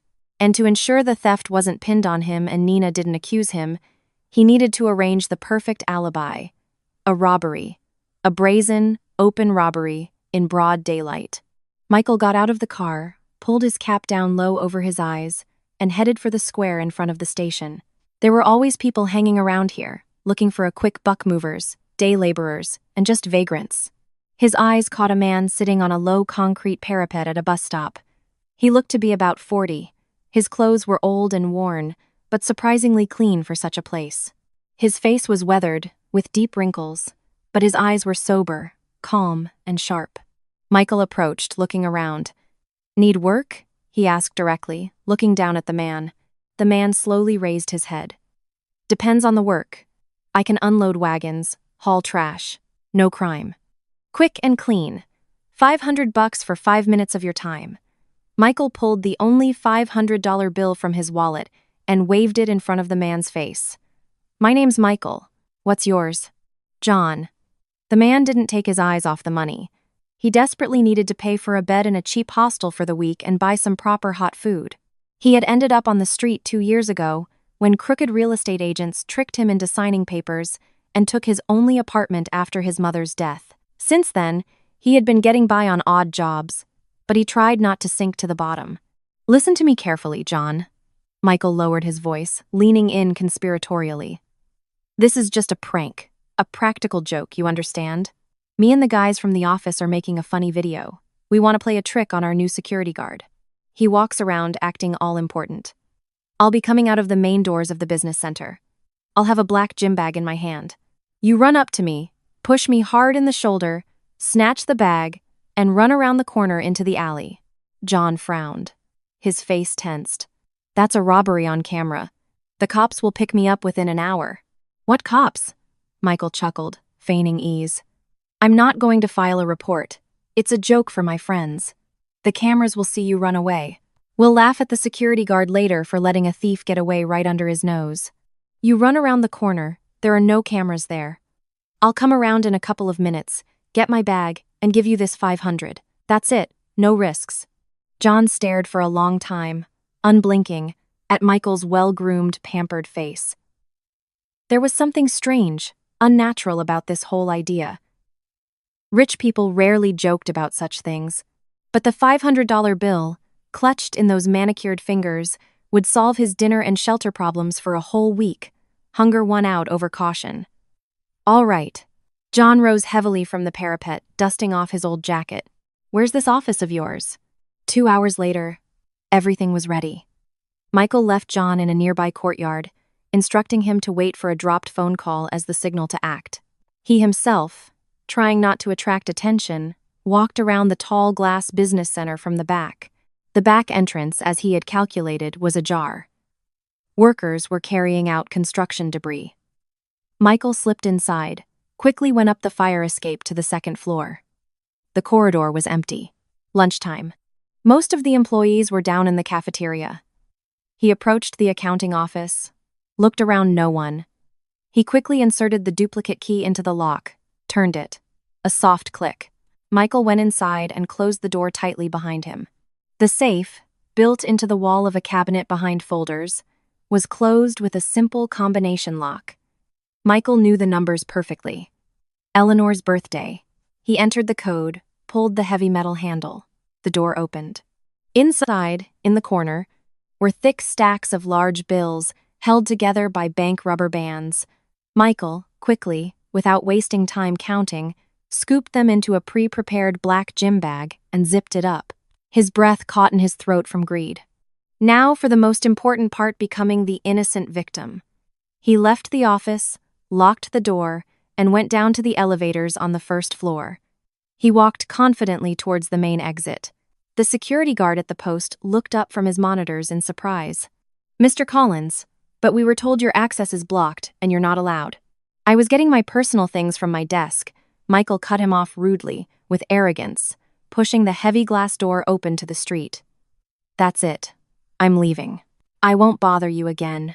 He stepped out onto the wide concrete entrance, squinting in the bright daylight, found his phone in his jacket pocket, pressed the call button for the last dialed number, and immediately hung up. The signal was given. Michael walked slowly along the sidewalk, carefully staying directly under the lens of the outdoor security camera installed above the entrance. He demonstratively, relaxedly, held the bag in his right hand. John emerged swiftly from around the corner. He moved quickly, the hood of his jacket pulled over his head, just as they had agreed. The man drew level with Michael and pushed him hard in the shoulder. Michael theatrically flailed his arms, dropping the bag, and stumbled back against the building wall. John deftly snatched the prize by its handles and took off, turning into a narrow, blind alley between the business center and the adjacent construction site. Perfect, Michael thought. A triumphant smile played on his face, but for the cameras, he quickly replaced it with an expression of extreme fear and confusion. He shouted something unintelligible after the fleeing John, stood for a few seconds in view of the security guard who had rushed out to the entrance, and then quickly followed into the alley. John stopped by the overflowing dumpsters. He was breathing heavily, his back pressed against the brick wall. The bag was surprisingly heavy for just office papers or personal items. Burning curiosity got the better of him. John unzipped it slightly and looked inside. His eyes widened in shock. Inside were huge stacks of money, real bank-wrapped bundles of $100 bills. Millions of dollars. John instantly understood everything. Life on the street had taught him to assess situations quickly. This was no stupid prank for colleagues. This well-dressed man had just stolen a huge sum from his office and used him, a homeless vagrant, to pin a real crime on him. If the police found the security footage, his face in the hood would be in close-up. And this Michael would now collect the money around the corner, and no one would listen to John. They would just lock him up for years. Michael entered the alley at a brisk walk. He was breathing heavily. His well-groomed face shone with sweat, but his eyes gleamed with greed. "Excellent work, man." Michael held out his hand, smirking condescendingly. "Give me the bag and get lost. Here's your 500, as we agreed." John took a step back, clutching the black bag tighter to his chest. "This isn't a prank," he said in a low, but very firm voice. "You stole this money. A lot of money. I'm not going to prison for your jokes." The smile instantly vanished from Michael's face, replaced by aggression. "Give me the bag. Now." He lunged at John, trying to wrench the handles from his grasp. But John, whose muscles were used to heavy physical labor, was quicker and stronger. He shoved Michael away sharply. Michael staggered, lost his balance on his expensive shoes, and sat down hard on the dusty asphalt. John didn't wait for him to get up. He turned and walked quickly away, exiting the alley onto another street. He moved as fast as he could, without looking back. He needed to get to one specific place, the nearest police station. Michael scrambled to his feet, frantically brushing the dust off his light-colored trousers. He took a few steps after him, but stopped abruptly. He couldn't chase a homeless man down a busy street and draw attention to himself. If the police caught John with the company's money, Michael would have no way of proving the money belonged to him. He was the one who had planned to officially report the theft. He ran his shaking hands through his hair. The perfect plan had collapsed in a single second. The money was gone. The homeless man was gone. And at that moment, in the sterile silence of the operating room, Dr. David Chen's steady, infinitely tired voice was heard. Releasing the aortic clamp. Restarting. The assistant cleanly executed the command. Eleanor's heart fluttered weakly in her open chest, and on the monitor, the chaotic, frightening spikes were replaced by a smooth, beautiful sinus rhythm. The beeping of the instruments became measured and calm. David took a step back from the table, letting out a loud breath through his surgical mask.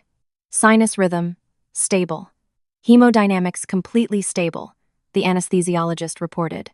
And for the first time in those long, grueling 5 hours, genuine relief was audible in his voice. Closing.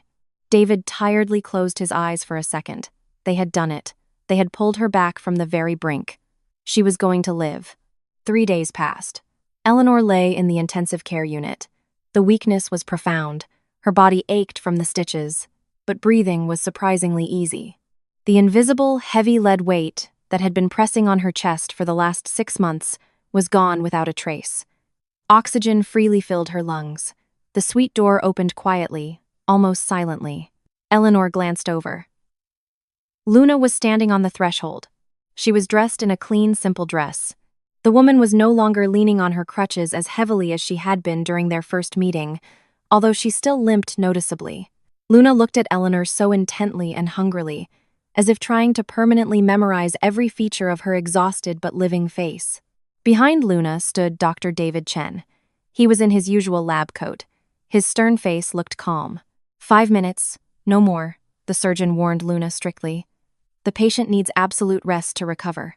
I'll be right outside the door. He went out, closing the door firmly behind him. Luna slowly approached the bed. She pulled up a chair and sat down heavily. Eleanor looked at her with slight bewilderment. She remembered this strange woman, remembered how Michael had brought her to the suite, how she had fallen to her knees and screamed something incomprehensible about blood. "Hello." Eleanor's voice was quiet, a little hoarse after the breathing tube. "You're that psychic. Why are you here? Michael is gone. He won't pay you." Luna shook her head. Her deep black eyes were shining with tears. "I didn't come for money, Eleanor." Luna reached out and gently, barely touching, covered Eleanor's scarred hand with her own warm, dark one. "I came to tell you the truth. The truth I didn't get to tell you then, when your husband threw me out into the corridor." Eleanor tensed slightly, but did not pull her hand away. A strange, calming warmth emanated from this woman's touch. "Are you talking about the curse?" Eleanor asked, looking into those bottomless eyes. "There is no curse.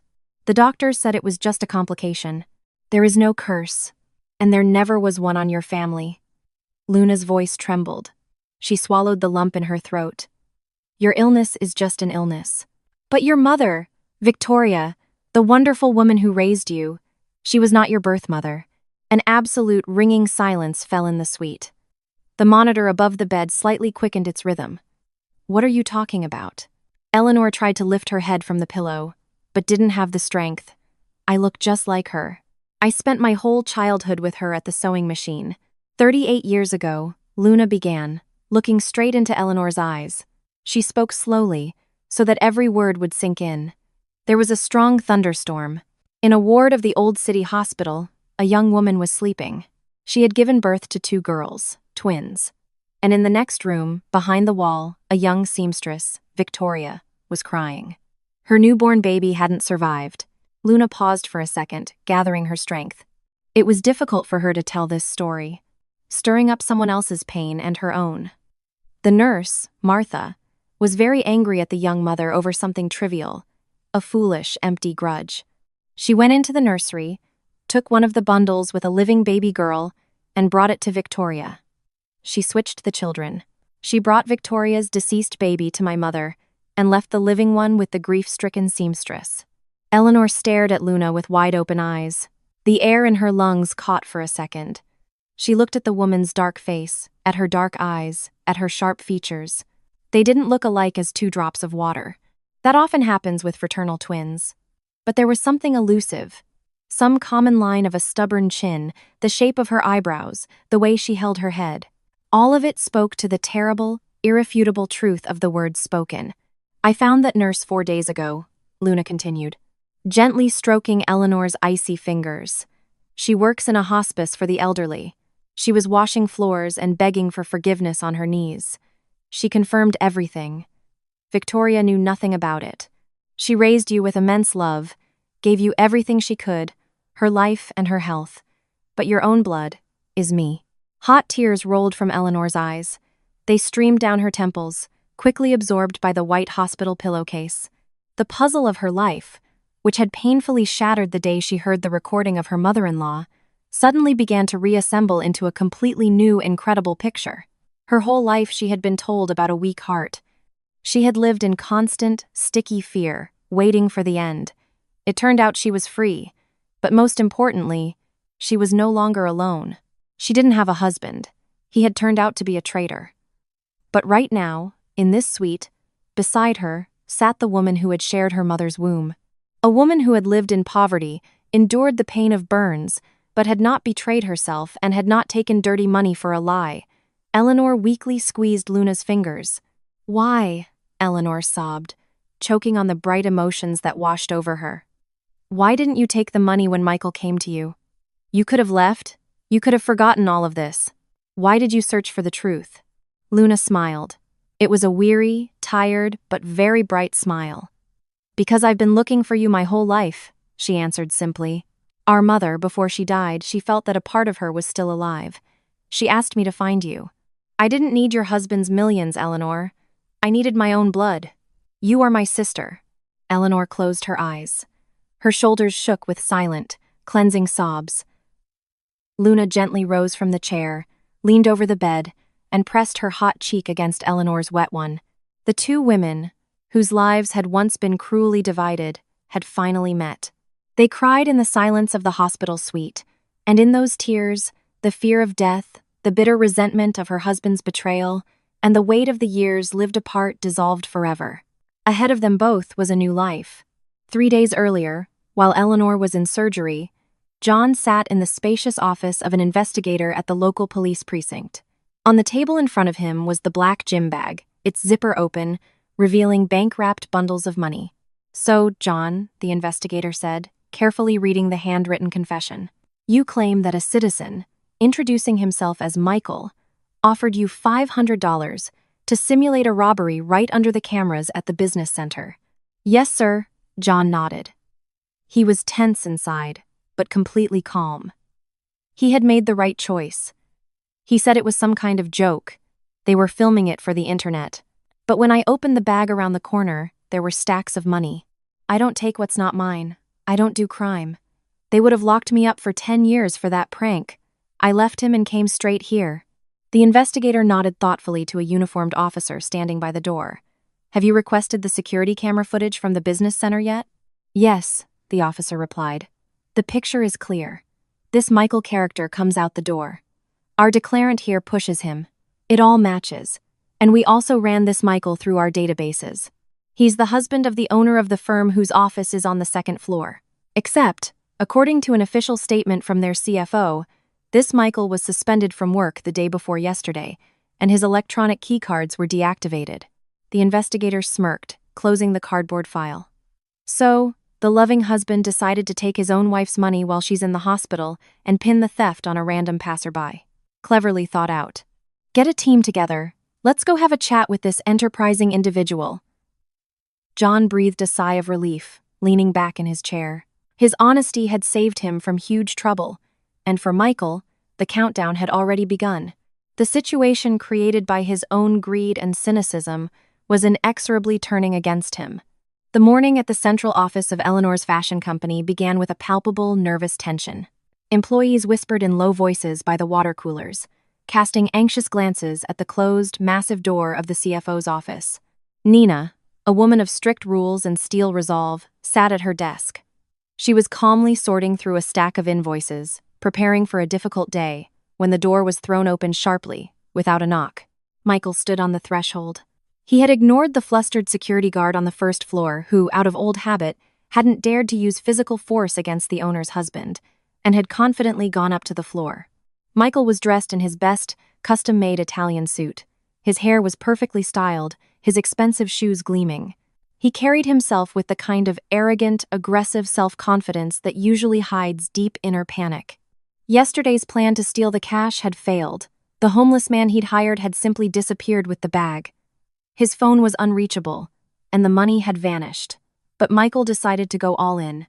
His wife was still in the ICU after a major surgery, which meant he could try to take control of the situation here, on the spot, by crushing his subordinates with his authority. "Pack your things, Nina." Loudly, deliberately, so that he could be heard in the corridor, Michael announced. He walked into the spacious office and proprietorially leaned both hands on the edge of her desk, looming over the woman. "You're fired for exceeding your official authority and insubordination.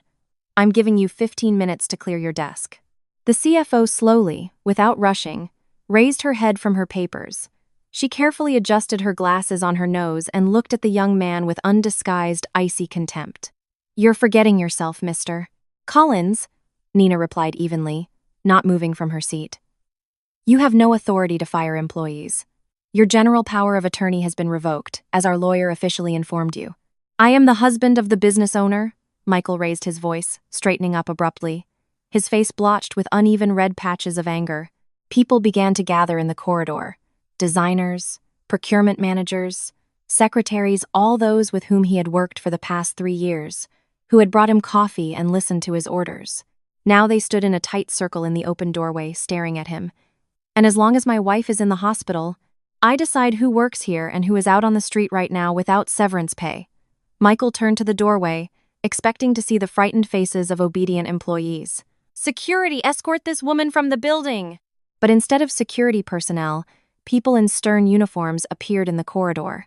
3 police officers and a tall, sturdy man in a civilian suit confidently parted the crowd of office workers. The investigator, with an impenetrable, sharp gaze, entered the accounting office and stopped directly in front of Michael. "Michael Collins?" The investigator asked calmly, almost casually, pulling out a red-covered badge from his inner jacket pocket. "Economic Crimes Division." "What's this about?" Michael's voice trembled treacherously. The expensive, fine fabric of his suit suddenly felt incredibly tight and suffocating. He tried to put on a mask of bewilderment. "This is some kind of ridiculous mistake. You have no right to barge into a private office." "There's no mistake." The investigator put the badge back in his pocket. "The outdoor security camera footage from your business center has been reviewed. The testimony of Citizen John, to whom you offered a monetary reward to stage a street robbery, has been taken and officially recorded. The bag with the cash belonging to your wife's company has been seized at the station. You are under arrest on suspicion of organizing a theft in a particularly large amount." The air in the office became thick and heavy. Michael swallowed convulsively. He glanced around huntedly at the open door. There, behind the broad backs of the police officers, stood his subordinates. Now, in their eyes, there was not a drop of the former respect or fear, only open mockery, disappointment, and disgust. A police officer stepped forward, taking a pair of steel handcuffs from his belt. Hands forward, please. You don't understand. This is my legal wife's money. I had every right to it. Michael's voice rose to a high, hysterical scream as he instinctively backed away towards the window. I didn't steal anything. This is a setup. That homeless man is lying. The metal bracelets clicked dryly, mercilessly, on his well-groomed wrists. The sound echoed in the absolute silence of the office, like a final, irrevocable verdict on his entire beautiful, deceitful life. He was led out through the long corridor. Michael lowered his head, trying to hide his face, which was burning with shame, but he could physically feel dozens of searing gazes on him. One of the managers let out a low, mocking snort, another turned away in disgust, and someone else was filming the scene on their phone.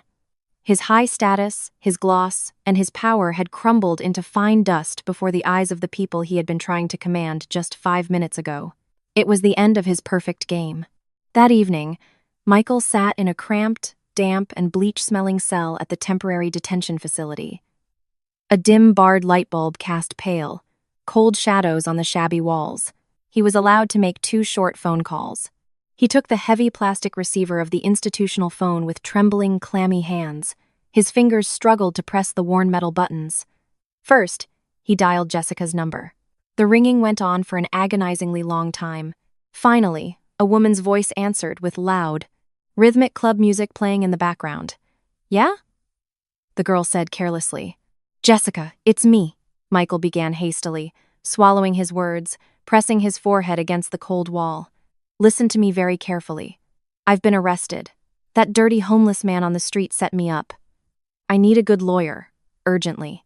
In your apartment, in the bottom drawer of the dresser, there's my cash. Take it and hire someone.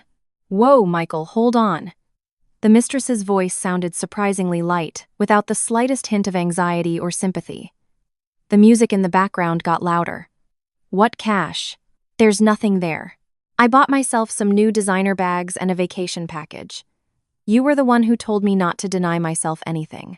What do you mean, you bought them? Michael choked on air, unable to believe his ears. I'm in a holding cell. I need help, urgently. I'm the one who supports you. Listen, darling. Jessica's tone changed instantly, becoming extremely harsh, cold, and calculating. The sponsor of this whole beautiful party was your sick wife, and now you are an absolute zero. A nobody. Without her unlimited credit cards, you are completely useless to me. I'm flying to Dubai tomorrow morning with someone else. Ciao, loser. The line went dead with short, indifferent beeps. Michael slowly lowered his hand. A sticky, icy feeling of complete hopelessness washed over him. He clenched his jaw so hard his teeth grated and dialed the second number. The last chance. Hello? Patricia's cautious, nervous voice answered. Mom, it's me. I'm at the police station. There's been a disaster. Eleanor found out about the psychic. They revoked all the powers of attorney yesterday. I couldn't get the money from the safe. They're accusing me of fraud. You need to come down here immediately. Find lawyers. Talk to the investigator. What? His mother's voice rose to a piercing shriek. The police? What have you done, you idiot? Mom, calm down. I haven't told them anything.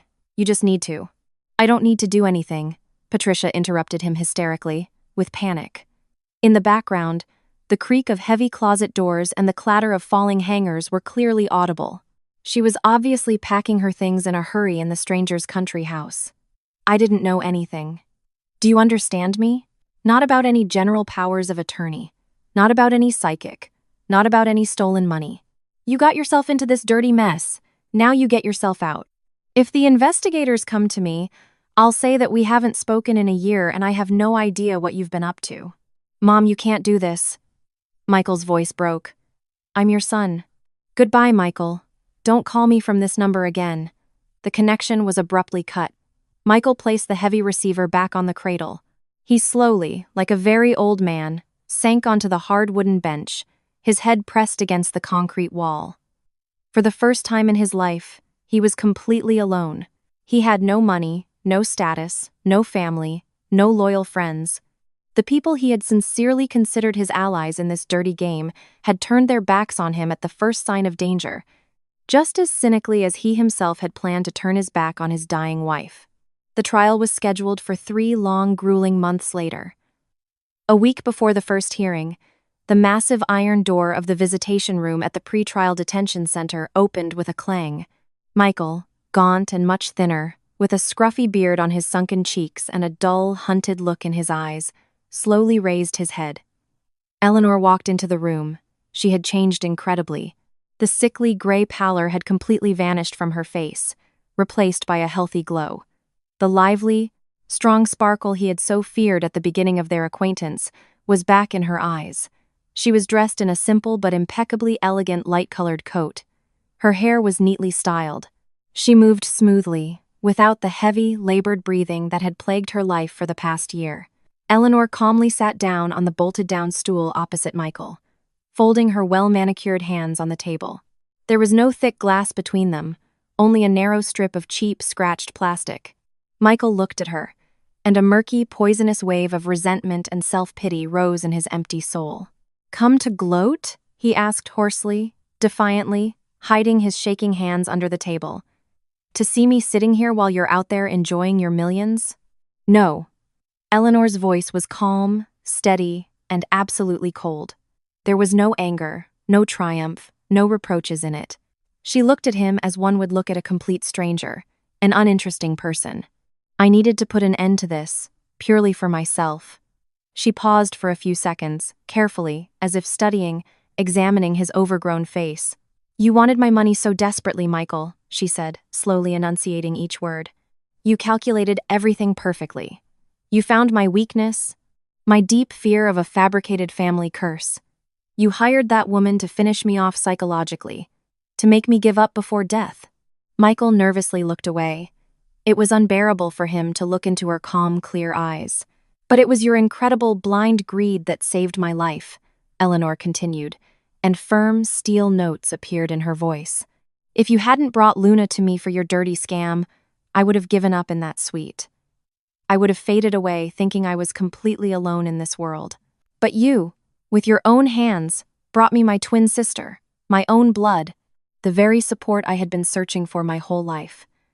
Your lie made me angry and fight for my life on the operating table." She took a deep breath, gracefully rising from the stool. "I came to tell you only one thing. Thank you, Michael, for making that fatal mistake." She didn't wait for his answer. Eleanor turned and walked out of the gloomy room with a confident stride, never looking back. Michael remained sitting at the empty, cold table. His ex-wife's words echoed in his head, heavier and more terrifying than any prosecutor's accusations. The realization that his own schemes had handed his wife her salvation and forever deprived him of a life of luxury finally broke him. He covered his dirty face with his hands and let out a low, helpless howl. After her discharge, a DNA test confirmed that Eleanor and Luna were indeed twin sisters. A few months later, the court found Michael guilty of organizing the theft and attempting to disrupt a life-saving surgery. He received a prison sentence, and his marriage to Eleanor was annulled. Life went on, taking on new, bright turns. Eleanor kept all her promises. The honest homeless man, John, whose direct testimony was crucial in exposing Michael, no longer had to look for odd jobs at cold train stations. After a thorough background check by security, Eleanor offered him the position of warehouse manager for finished products at her large manufacturing facility. He was given a warm, bright company apartment near the factory.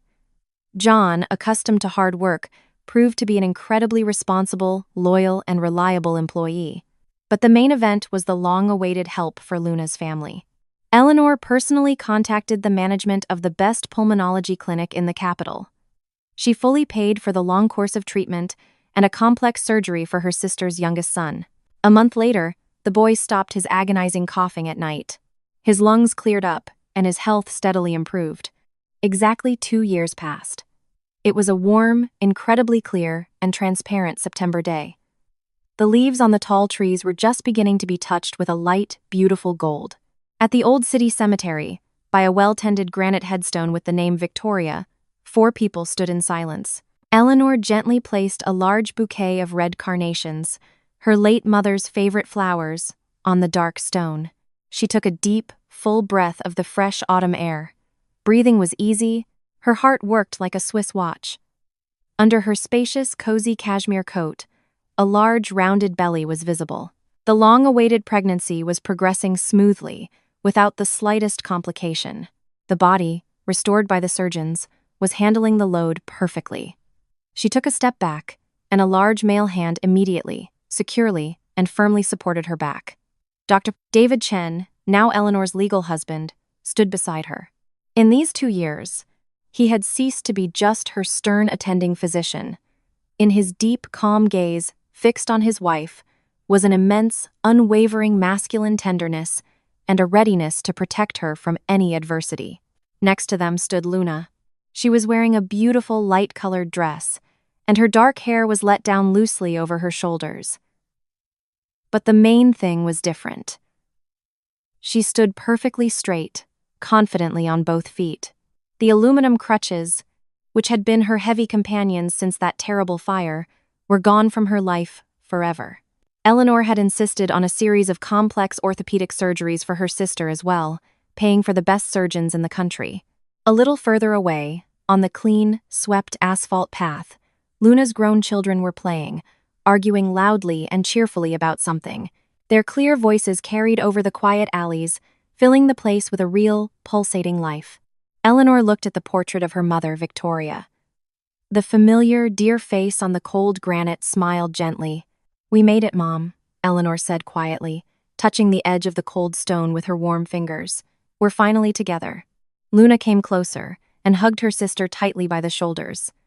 They stood side by side, two strong women with such different, complex fates, but with the same warm blood, separated by others' mistakes and others' envy, but forever united by kinship. Our family was never cursed. No curse has power if you don't let it into your own heart. It feeds only on human lies, fear, and betrayal. But where there is true love, pure compassion, and a readiness to stand for the truth to the very end, there is simply no room for darkness.